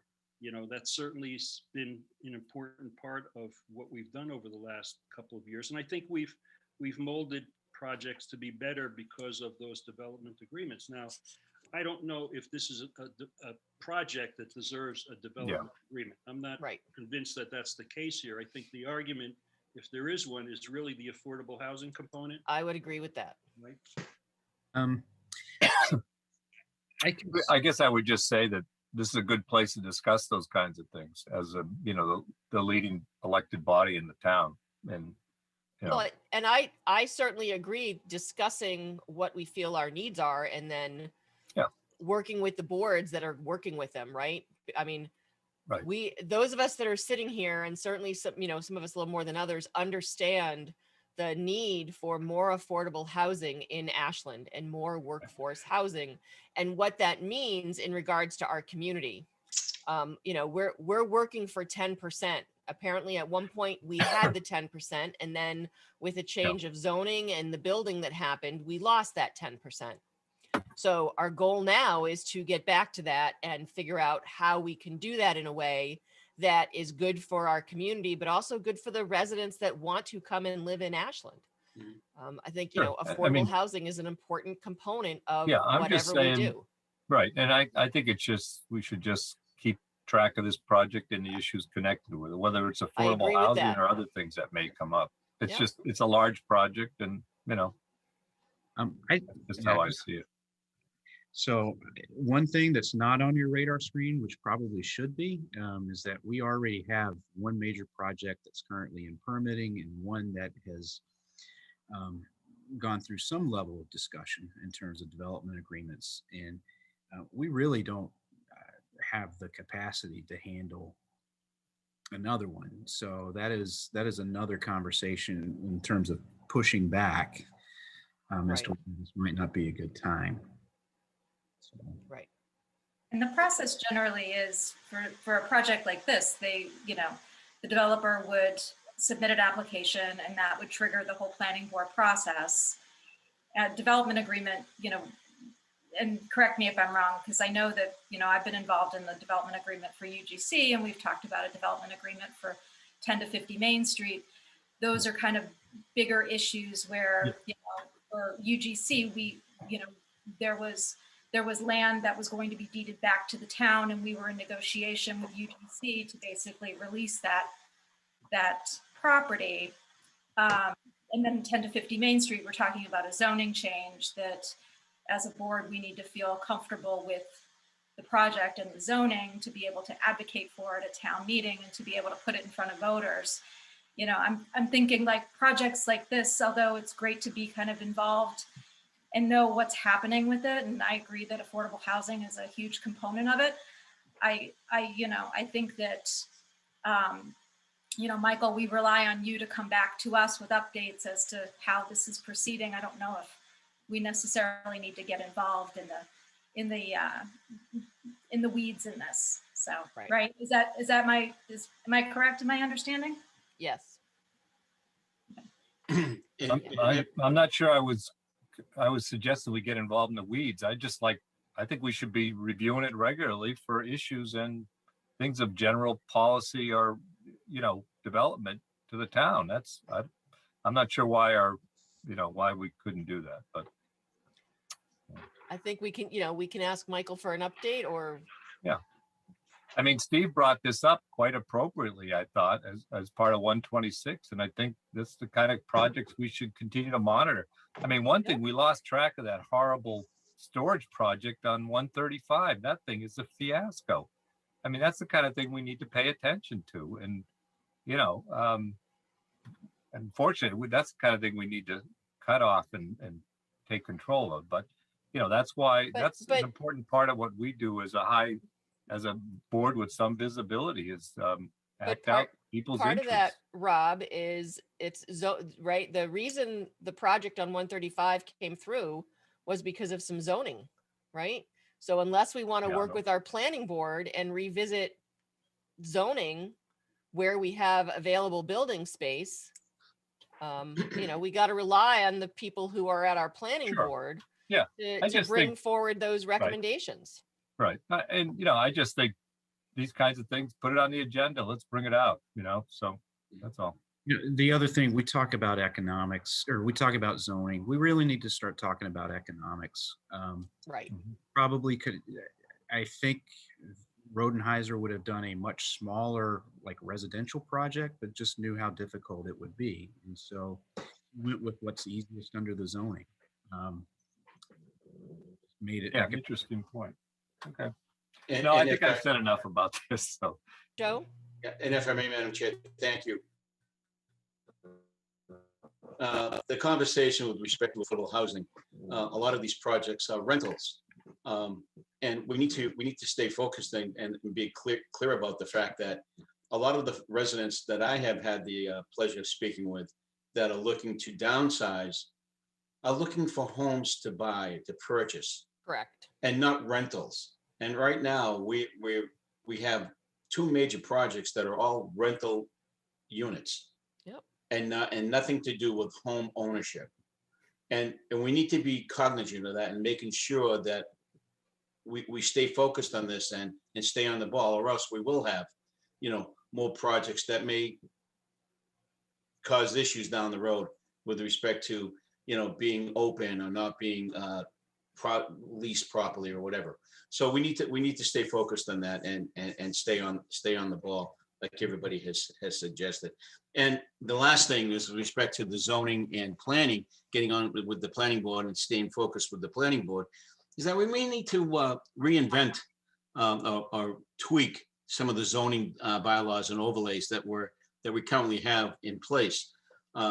Things have changed. A lot of businesses are no longer looking at commercial complexes anymore or industrial places. They're keeping their workforce at home. They're saving money that way. If you take a look at some of the places on 126 that are still vacant, and they've been vacant over a year, we need to really address that. So we force a developer to put commercial space in when there's already commercial spaces that are available on 126, but they're not being utilized. They're not being rented out. So there's a catch-22 here, and we need to be aware of that, and maybe we can work collectively together to resolve this down the road. Well, it has been suggested specifically for Route 126 that we create a master plan. Wow. Right, we look at the zoning that's there, we look at the businesses that Sure. are there, we look at what we as Ashland would like to encourage and invite to be there and have a plan in place. Right. You know, I've been a little hesitant. It was, you know, recommended to me, and I'd love to be able to do that. I think for, you know, Route 126 is a project that I look so forward to it being done. What it's going to offer that side of town, but what it can offer the rest of town is amazing. It's one of those things where, as we've talked about, our plate is very full. Yeah, for sure. You know, so we need to look at, if we want to do this, who has a little room on their plate that could work on this. So, But I don't want to belabor this anymore. I Yep. think it's a great conversation though. yep, But, you know, it's the reason why a number of years ago, I raised the need or issue of having a development liaison Right. committee, so that we're not operating in silos, even though Yep. the select board doesn't get involved in permitting. It's important that we're all in, you know, having the same conversation though, and we're in the same room. So, you know, I think it's not, you know, it's not unreasonable for the select board to be informed, to be talking, Yeah. to be helping to mold projects. And I think Joe makes a great case here.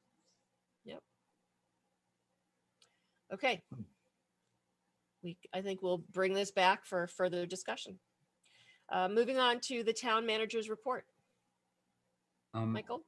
Yeah, I first want to start with something that's not on the agenda, and that's an update on the state park. So Vin, Keith, Doug Small, and I met with people from DCR today to talk about some of the issues that we had last year with the state park and what we can do to keep that from happening again this year. Just as a reminder, we had people parking all over neighborhoods and going into to take advantage of the state park. For a while, Ashland was the only one open in the immediate area, both from a public and a private perspective.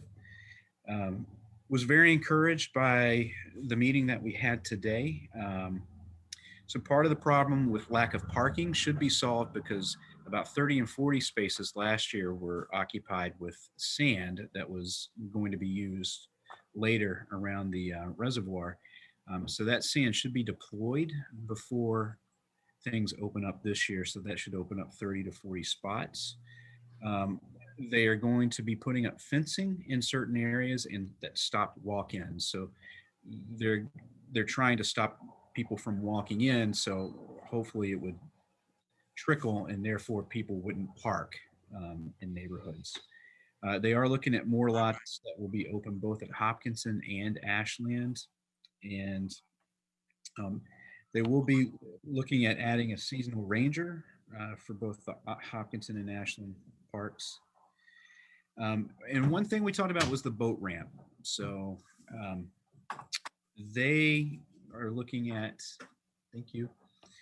They are looking at plans to both pave and line the boat ramp. And I encourage them that that's something that we would get behind and to let us do. So, any thoughts? Michael, what did you Michael. say about, Hold did on, you say hold on. line the boat lamp? or- Yeah, paint. Haven line. Haven line. Haven line. Okay, great. Michael, have they considered putting a payment and permit box or something there? You've seen that. I see that at other state parks where you pull in and you have to, pay your money and get something to put in your window. Have they considered that for that area? Yes, and they still are. And we brought it up again today, just how much revenue they're losing. Right. If it actually comes to fruition. So, Okay. Madam Chair, if I may, because this has been a pet peeve of mine, well, not pet peeve, but a wish that's been on my wish list for a number of years, and that is to put the boat ramp inside the park. Was there any discussion with respect to that? Because you talk about losing revenue. There's sure a lot of revenue that's being lost as a result of that. They could probably self-maintain that particular area. Yeah, they're committed to keeping that open, Joe. Good for them. You're talking Can I- about the one Can on I Spring say something? Street? Can I, Madam Hold Chair? on can a I- second, Rob. I'll Yep. let Mike finish. And just so people could have access to it. Okay, Rob? Well, I guess I'm wondering why we are so eager to cut off access to the boat ramp. I've used that ramp. I've parked there. I know people do it.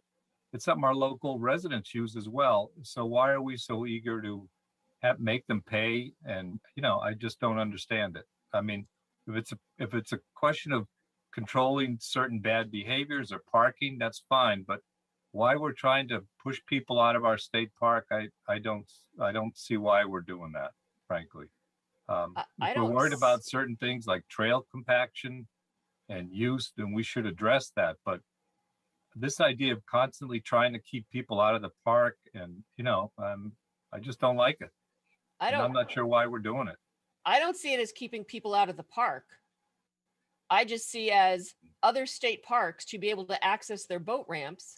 You're paying a fee to maintain the park, to maintain the access to the waterway. If they're going to pave it and line it to maintain that, Sure. I just think it's, we're spending extra money to have our, to deal with towing of vehicles, and it's a lot of time and energy. So And yeah, I guess I don't follow how making people pay a fee to park at the boat ramp. they can directly affects that. get a state park pass, and then they wouldn't have to pay No, the I fee there. understand, but that's really the state's issue. And if they're saying they can't do maintenance because of that, then that's one thing. But, a lot of local people use it and we use it casually. We go over and park and walk around. It's just that I don't know why we're trying to restrict things so much. Steve? Yeah, Rob, I don't see this as restricting entry or access to the park. I think really my concern, and I think we've all discussed this many times over the past several years, is the impact on the surroundings That too. around the state park. As far as access, I think that they should be utilizing all three of the large parking lots that are in the state park so that it doesn't impact Olive Street. It doesn't impact necessarily the community center parking lot. I'm not sure, Michael, that was going to be my question, whether we were going to include, do anything with the community center lot. Where last year, I think we did close it off. But those are the real concerns. I mean, I think the issue with the boat landing has always been the impact Safety. on Spring Street and the lack of access for emergency vehicles and the narrowness of the road. I don't ever recall having a conversation that we want to restrict access to the Correct. state park. That's fine. Anybody else? Okay. Oh, I could go on for 2 hours, so I'll Yeah, just, well. yeah, I know. They're not gonna happen. Michael, thank you for that update. Please keep us informed as to what the state decides. I think it would be great if they could pave and line that boat ramp. It would certainly improve that area. Yeah, that's good. Okay, moving on, COVID update and vaccinations. Not yet. Not yet. Not yet. So I just want to let everybody know, we have extended an offer to a director of public health candidate, and he has accepted. So I hope to have more information about that at our next meeting. So that's a key position that needs to be filled at a very key time. So speaking of public health, moving on to COVID. So right now, the total fully vaccinated people from 0 to 105 years old is a little bit over 3,600 people, and that's 18% of our population. The total people, or the percentage of people 65 and older that are vaccinated, has gone up to 45%. But that also includes people who are fully vaccinated and the one that have had at least one dose. So we're making progress, and hopefully we'll have everybody vaccinated soon. I think that would be very, very important for us to kind of move forward. Well, if people had pre-registered, depending on their age, appointments are opening up from the state. They are letting people know that appointments are available through that program. So. Okay. And then last but not least, general fund budget. I didn't get notified today. The important thing is I did get notified today that the House and the Senate did agree on local aid numbers, which is very, very important for our budgeting going forward. Unrestricted local government aid is going to go up 3.5%. They are starting to try to meet the commitment outlined in recent big legislation regarding education. So we hope to see an increase in Chapter 70. So that is good news on that front. Once we get those actual figures, we'll be able to run our budget and see exactly what that means for our FY22 budget and what that does to our forecast looking forward. Brittany is working, in addition to the budget document that she's working on, and Ashley's helping her with that just in terms of presentation.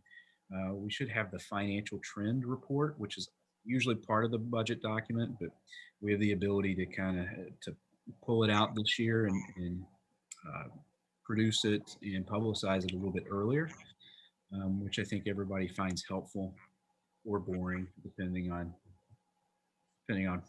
how you view things like that, like finance. So hopefully we will have that at a future meeting. And I know it sounds like there were some questions regarding some federal funds. Sure. What do we have for updates on that? Just the latest that I had is what I had sent around to the board that Jack had sent to me, which outlined all of the funding that the town had received both last year and what we're anticipating to get as part of the American Rescue Plan. There's also an infrastructure package that seems to be making its way. I don't know exactly where it lands. I do know a key procedural thing happened today on Capitol Hill, which is allowing it to move forward, but that is going to be separate from the American Rescue Plan. Yeah. But we're still waiting on guidance. We're still waiting on actual amounts. Madam Chair, can I ask? Yeah, go ahead, Rob. So Michael, I'm just trying to get a feeling for what's going on. And so my understanding, I'm not quite sure how to interpret Representative Lewis's spreadsheet, but that looks like the number that you told us, the 5.2 million. A lot of it looks like it's earmarked for education and various specific purposes. And, my understanding from what, the purposes of this funding, which I think most of us heard, but I think it's fair in repeating, is response to public health emergencies, premium pay to eligible workers, revenue replacement, water, sewer, broadband infrastructure, and apparently a ton of educational stuff. Is that pretty much your understanding of where this is going and how that? And so my question would be, how do you see this fitting into our needs, or where do we go from here with this potential funding? Well, I think we have to get the guidance first, Rob. We ended up kind of getting burned last year because we got initial guidance and then DOR actually changed it. So we're being very, very, we didn't have any long-term impacts from that, but it did cause us to kind of scramble internally to Yeah. make sure that everything was working. If you notice, there's the local stability fund, which goes to the cities and towns directly. And then there was a chunk of money that went to counties. Yeah, there's a whole nother. Yeah, That's outside the 5.2, right? That's No, another. that's included. So that's included as part of the 5.2. Oh, okay. So with in towns that are not in a functional county, the funds are basically, the county funds are broken down and given to each city and town based on population. So, and it, the thing is that the local stability fund has that guidance that initial guidance that you talked about, like the premium pay, lost revenue, infrastructure. But I did not see that on the county estimate, or the county estimates and the county guidance. Wow. Well, it just seems like that revenue replacement, and I guess the state is probably also waiting for guidance from the U.S. Treasury about how this money can be spent. And it Yeah. seems like, I would think at some point they're going to realize that some of these categories are somewhat restrictive in terms of other needs that we may identify. And so hopefully something like that will happen. But I mean, they do specifically, for whatever reason, they talk about water, sewer, and broadband. They didn't mention other forms of transportation. I'm not sure why. For example, other types of, maybe, I guess that's because it's going to be in the infrastructure bill. But, I think it behooves us to, try to follow this as carefully as possible. I had was thinking that this could be used for other purposes, but right now it's fairly specific unless we can use that revenue replacement. Do we have revenue that can qualify for replacement under this, from what you can tell at this point? So we have seen a decline in local receipts. Well, I should rephrase that. In some local receipts, we've seen a decline. So certainly, like the meals tax, expectedly, we've seen a decline in that. Motor vehicle excise taxes, I'm not sure if it's actually declined or if it just hasn't grown as much as we had anticipated. One thing where we could really use some revenue enhancement because of lost revenue due to COVID is actually our Fields Enterprise Fund. Just because that, Oh, right, sure. we've taken a shellacking on that one. A fee-based. Exactly. Well, I think it's, I'm personally am hopeful that we can find more flexible uses for this funding and do some things that, that we've all been thinking about. And we'll have to see how that turns out. I would suggest that this be a recurring item on our agenda to review where we are with this. And one of the things they do suggest is that we inform, have dialogue with community stakeholders about funding ideas. And as we find out more about what's possible, that we have some sort of process like that.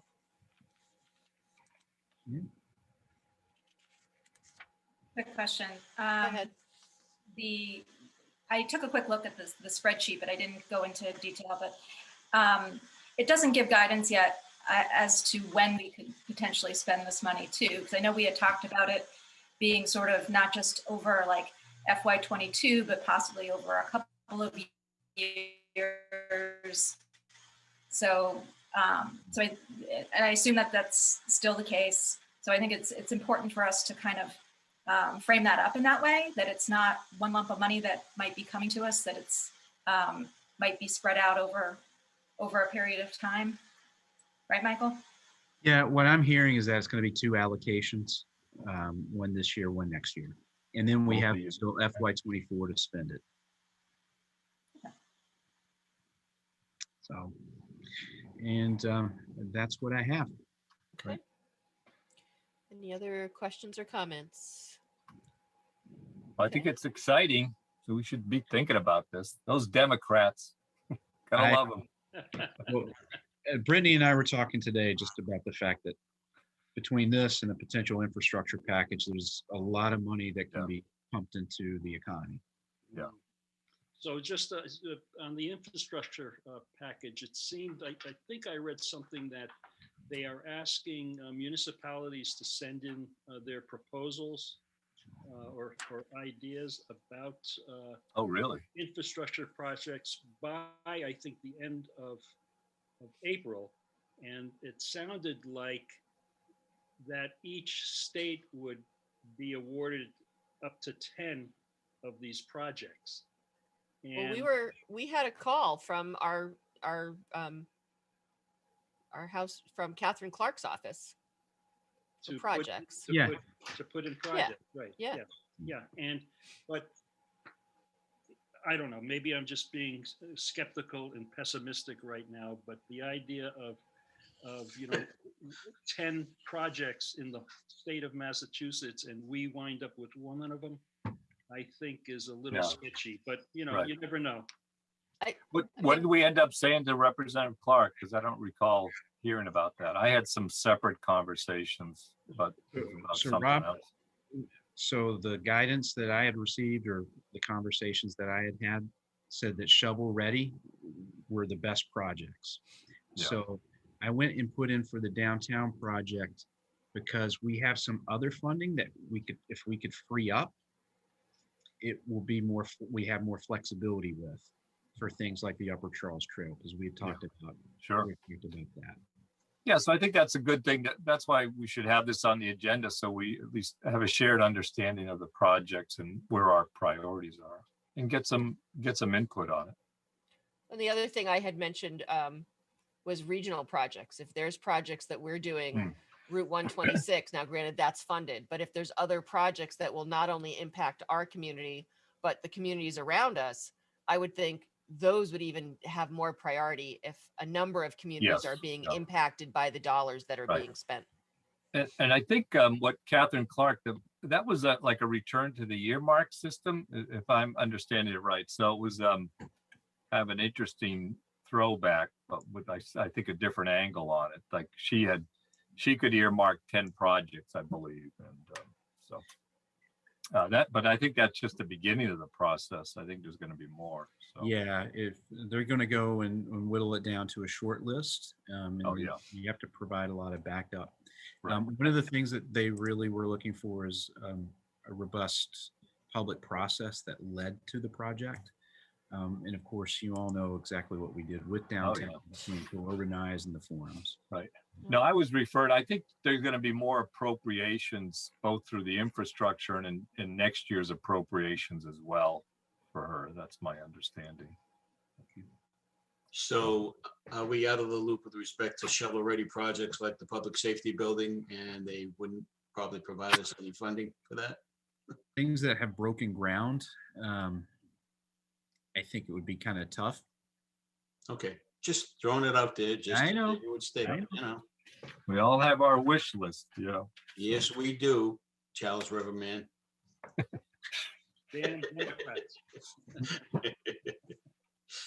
All right, I'm sorry, we got way off track. I hope we don't have. Well, no, I think this is very relevant to what we're I talking think it's about. important to continue the discussion Yeah. and, find out what those guidelines are and how, it's like, yes, it's all good, but we need to temper somewhat our expectation, because I sometimes think it's good to think about what it could be. But as to Steve said, if you get your hopes Sure. up too high and then you're planning on it and then it doesn't happen. So we gotta. Well, I just have to say, this is unprecedented, this level of funding, though. I think we should keep that in mind. This is very singular, I think. So anyway. Anyway, All right, sorry. Okay. That's my okay. report. thank you. We're going on to board reports. Let's see. Steve? Thank you, Yolanda. So I'm sorry that Mina wasn't able to join us tonight. Looking forward to meeting her, hopefully at our next meeting. But I just wanted to point out that this happens to be National Library Week. Boy. 4th through April the 10th is National Library Week, and actually yesterday, the 6th, was National Library Workers' Day. So I would like to extend best wishes to all the folks at the Ashland Public Library. They've really done a tremendous job during this whole COVID year in terms of providing services as best they could, both at a curbside and or, working the building, allowing people to come in. So I just want to express, our gratitude and thanks to the library staff and for all the work that they've done. Let's see, I did want to extend best wishes to Izzy Asanko. Apparently Izzy had an accident. And he might have broken his ankle. I understand he's okay, but I just want to extend from the board best wishes to Izzy. Oh, sure. Thanks for that. He may be watching. I think he normally does. I contend that Izzy probably broke his ankle stamping his foot, listening to a select board meeting, but we'll need. I hope he wasn't up on a ladder. That used to be his business, windows and stuff. That's So right, I hope he's right. not going back to that. I don't know the particulars, Rob. I just know his son came into the community center last week when the senior lunch program was going on and was telling the story. So. All right. Well, thanks for sharing that. Well, Yeah. best And- wishes on a speedy recovery, Izzy. Yes, best wishes. And then actually, last thing I have is sundown tonight started the Holocaust Remembrance Day. And, just kind of reflecting on that, reflecting on the situation that Duxbury finds itself in, with an act of anti-Semitism, accusations of sexual assault, and we'd like to think that Ashland is immune to these types of issues, but we really aren't. I think we have to remain vigilant, and I think the work of organizations like the Ashland is United group and other groups as well, that we just need to remain vigilant, be aware, educate. And we're as susceptible as any community to these sorts of situations. So just wanted to reflect on that during Holocaust Remembrance Day. So thank you. That's my report. Thanks. Rob? Did you call me? Rob? Okay. Yep. Sure. So last Friday we had the MMA Public Policy Committee on Transportation and Public Works. So, by the way, there's a lot of Michael. There's a fair number of public works directors that are active in that. So I don't know if Doug might be interested. And I could certainly try to bring stuff back to him, but of course I'm not as up on some of the things they talk about. But that's just a thought. One thing that came up was, as usual, the perennial Chapter 90 funding and the level of it. And I think we're talking about the usual 200 million appropriation or asking for that. And there's been some discussion. I wanted to run it by, see what you thought of it, Michael, and the other board members. The committee is considering asking MMA to advocate for a match program with the idea that the legislature might be willing to fund more if there was a local match. So I don't even know if we do a local non-Chapter 90 match for our public works project. So I just wanted to get a feeling if we think that's any utility in that. They were going to ask for an additional 100 million and offer up 100 million, I think, in match. So we'd have to probably match 1/3 of whatever we got. So I don't know, one third of the match on the additional amount over the regular. So I don't know, does that seem like something we should push for, or something that, do we actually match or spend additional funds on roads above that? We do, and I'm not sure if we do it every year, but we've certainly put it in the capital budget for several years, an additional like paving budget. Yeah. So I don't know, people think, some members of the committee seem to think that's a good strategy vis-a-vis the legislature and the governor. So I'm just open to thoughts on that. My concern there is then communities that have the ability to do the match are going to be getting more funding. And I Yes. think right now, chapter 90 is split out in a certain way. And to require communities, you know, to add extra legislation to say, if you can match these additional funds, you can get these additional funds. Well, I think they were I going to don't know hold, that that's yeah, equitable. I think they're going to hold communities harmless in terms of the usual amount. It's to get the additional dollars. That's my understanding. So if we thought we wanted additional that we could match, then this might make sense. That's all. So I don't know if people had certain impressions, or if it's something you think I should try to push, or, you know, I don't, you know, it's hard to know what's worthwhile. I think if we're matching on a regular basis, then it probably is a good thing for us. But just a thought. That's being considered. And so they're going to make a recommendation one way or the other to the MMA for the upcoming budget process. Okay. So, Okay, well, think anything- about it. If anybody has it, Michael, if you think it's something you want me to recommend Yeah. or de-emphasize. I'm gonna run some numbers on that. Okay. What that would equate to. Right.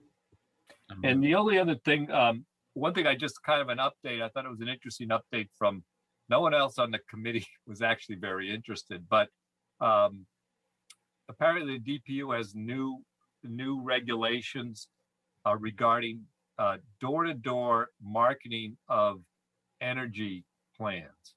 So, you know, we're an aggregate, as of course we all know, we're a community aggregation community where we, you know, have an energy contract, and we're basically in competition with some of these energy companies that are going marketing to our residents to go to their energy, which, you know, I think is fair, but we do have to be careful of some of the practices that they're following. And I guess the DPU now has new responsibilities to monitor that marketing practices of energy companies and to inform the local community. And the question was asked, do we want to be informed? And I said, yes, I think so. I think we want to be informed of marketing campaigns in our community about energy programs. I do want to note that we've had some people, I know at least one person that was suffered questionable marketing practices by a company, an energy company that has a settlement with the Mass Attorney General, and they had to pay some kind of fine and settlement. So, you know, these things are, you know, so there are some marketing issues, but I thought that was at least of some interest sharing with people. And I did say we would be interested in having the DPU inform us about that sort of campaign. So, and I think that's it. Unless then, so thank you. Okay. Brandy? Okay, so last week we met with our housing production plan team and MAPC to finalize some of our goals around this housing production plan. One of the interesting things that was also part of the discussion last week was MAPC did a development opportunity parcel analysis. So they've identified parcels in our community in specific zones. So, you know, downtown, 126, sort of outside the downtown core, and really looked at specific parcels and identified the types of, you know, obviously we're looking at this from a housing perspective. So, you know, the types of housing that would be potentially appropriate for that particular spot.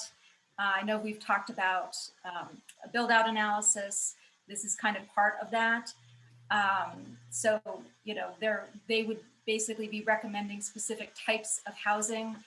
So I know that we've had these large mixed use developments that have kind of come up to the forefront recently. This kind of identifies some alternative housing that we may want to focus on.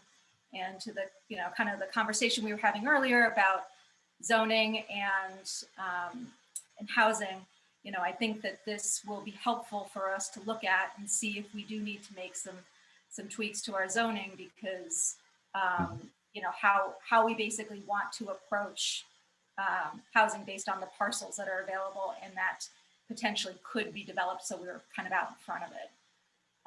So this will be part of the housing production plan that is being put together.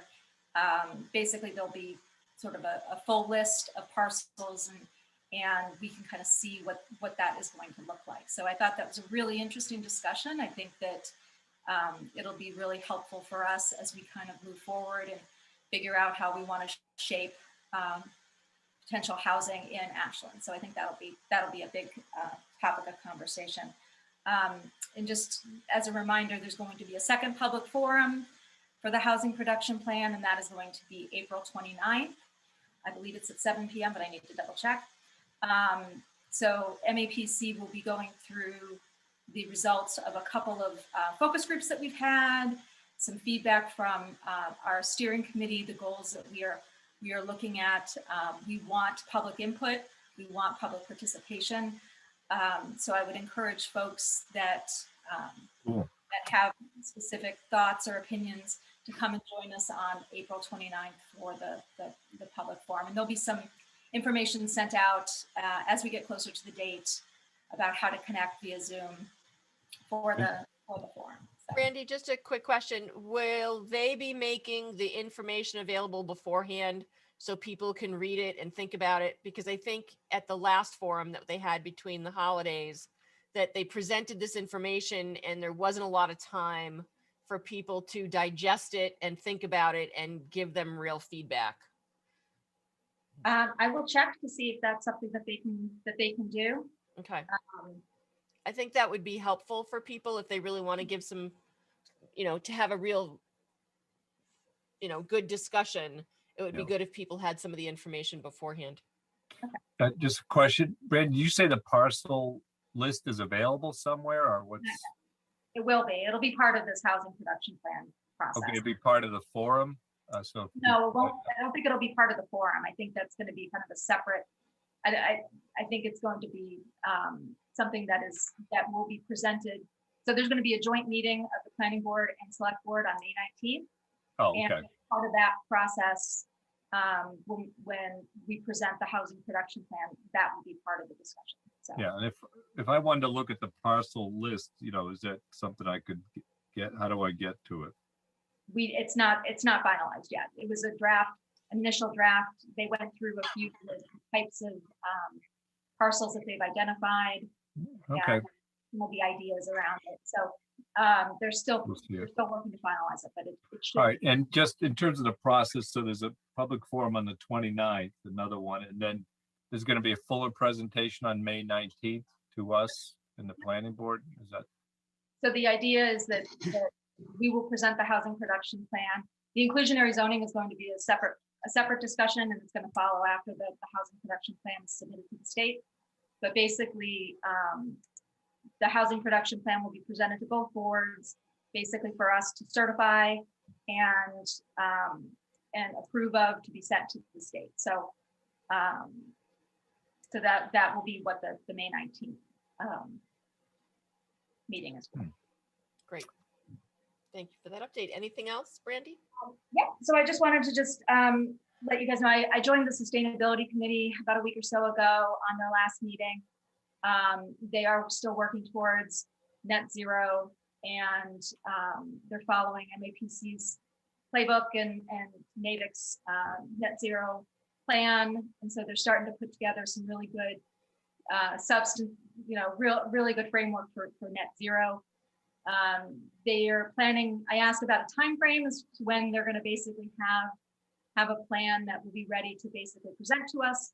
And they're about 3 to 4 months away from having a solid plan. So, I know that there was a time pre-COVID, we were talking about the sustainability committee, and town meeting. And so, as we kind of think about net zero and the timeline for that, they're still 3 to 4 months away from having something really solid. But I think it's going to be really good. I think that they're a great group, and I think that they're bringing some really good stuff that they'll be able to present to us. So, and then they also gave us an update on the composting program. So, as you guys may remember, we are in a joint program with Holliston on curbside composting with Black Earth Compost, which has been a great program. I've been doing this for about 6 months now. And they are looking for people to still join and subscribe to the composting program. They're still giving the starter kits. There's with a free bin and a set of liners for the composting. And then once we hit 500 subscribers, and we're about 100-ish away from that 500, the price drops significantly for all subscribers. So from $89.99 a month, it's going to go to $59.99 a month.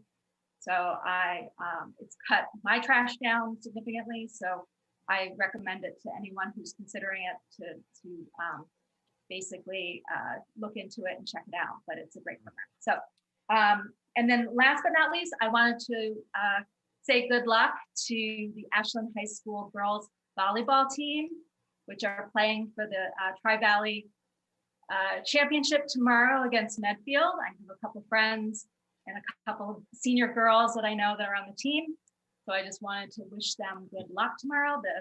They haven't won since 1978. So I have a really good feeling with this group of Clocker girls. So just wanted to wish them luck tomorrow. So go Clockers. Great. Thank you for all that. Yeah, Brandy, I would second the Black Earth composting. We've been doing it for about 6 months as well. It has reduced our food waste that's going in our trash, because you can do not only vegetables, but bones from your meat and fat and pizza boxes. And certainly around the holidays, it was very helpful with those turkey carcasses that were taking up space.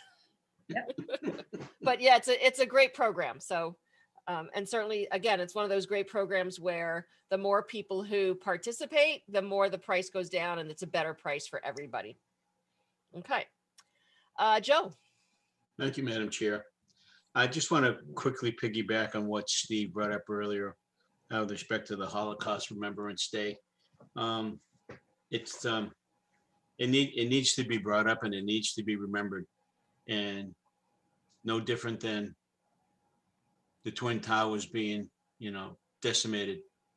We never forget, and we should never forget the history of 6 million Jewish souls and 5 million other souls were taken by Nazi Germany during a stint of World War II. Those souls are ever crying out, never forget, never forget. And we shouldn't, and we should quietly reflect and give them a moment of silence of a day, maybe tomorrow or whatever, just to reflect on their souls and what it's all about. The anti-Semitism rage, which is happening throughout our country, is something that I would never think would raise its ugly head again, but unfortunately it has. A country where more people are educated seems that we're becoming uneducated in many, many ways. And it's very bothersome for a lot of reasons. And for us to be intolerant and to have this type of hatred is just not right. I wasn't raised that way. And I know a lot of us weren't raised that way. But unfortunately, we have to change this, and we have to change it together. We can't do it as individuals. We have to be united and do it collectively. I just want to remind people that we have an Affordable Housing Trust meeting on the 15th of April at 3 p.m. We'll be discussing the particular new project, suggested project at 501 Pond Street with the developer. So if you are interested in that, please join in.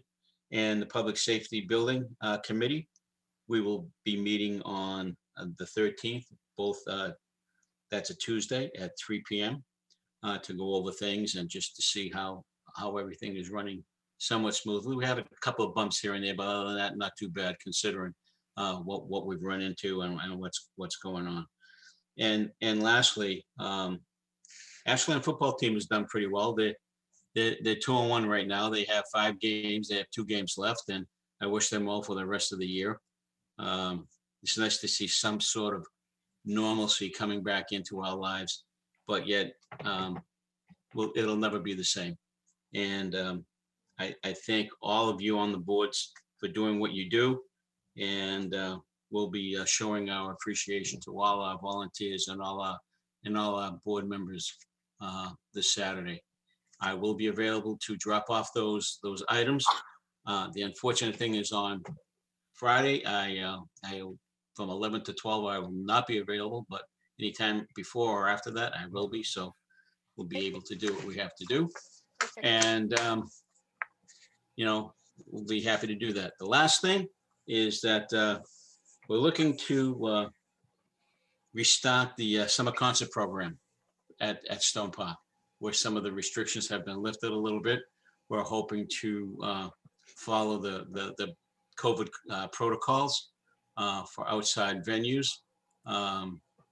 We definitely have the venue to spread out people over a wider area at Stone Park and at the gazebo.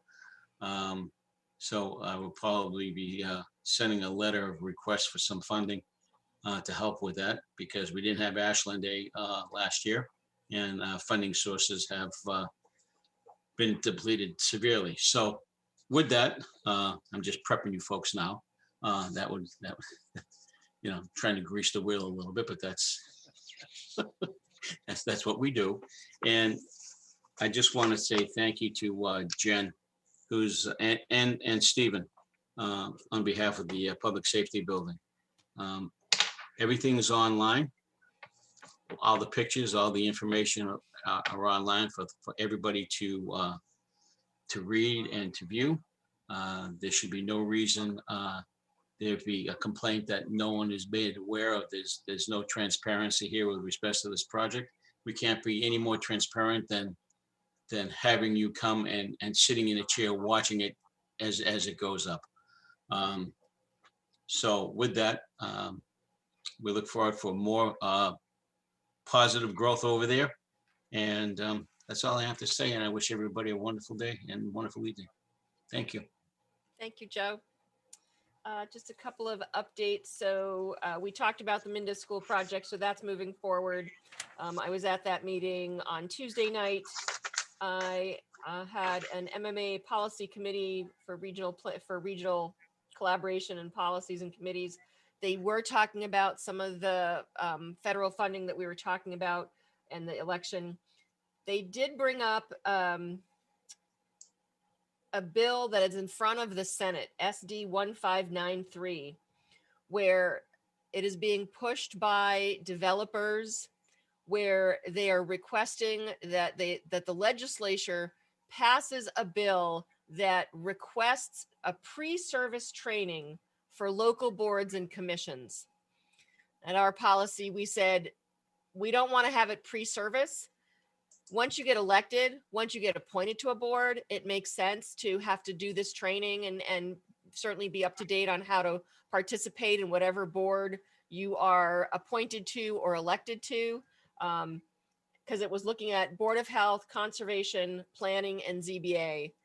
And what I recommended is, it's difficult for us to get volunteers to do these boards and to run for election and to step up to be appointed. And if people have to be done with the training before they can be appointed or elected, I think that's going to put a real barrier. So hopefully they will listen to the MMA and not just follow the developers and the construction people. Let's see.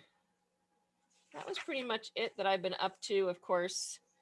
Following 126, it's been great to see that come through. I'm excited for a project that we've all been fighting for what, 8 years now. We're actually seeing the work come through. It's nice to see that. So I believe that is all that I have.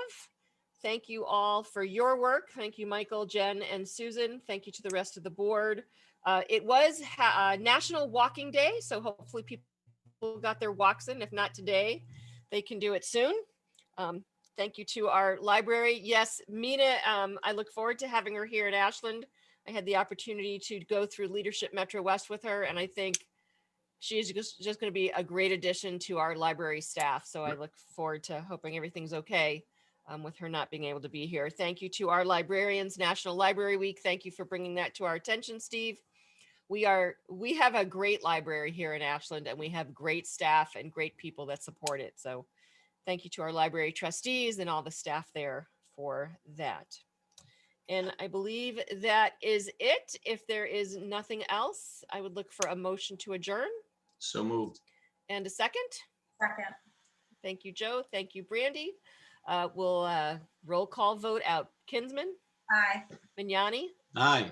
Mitchell, Aye. Shear. Aye. Thank you all for being here. Stay vigilant, continue to wear your masks, get your vaccine when you can.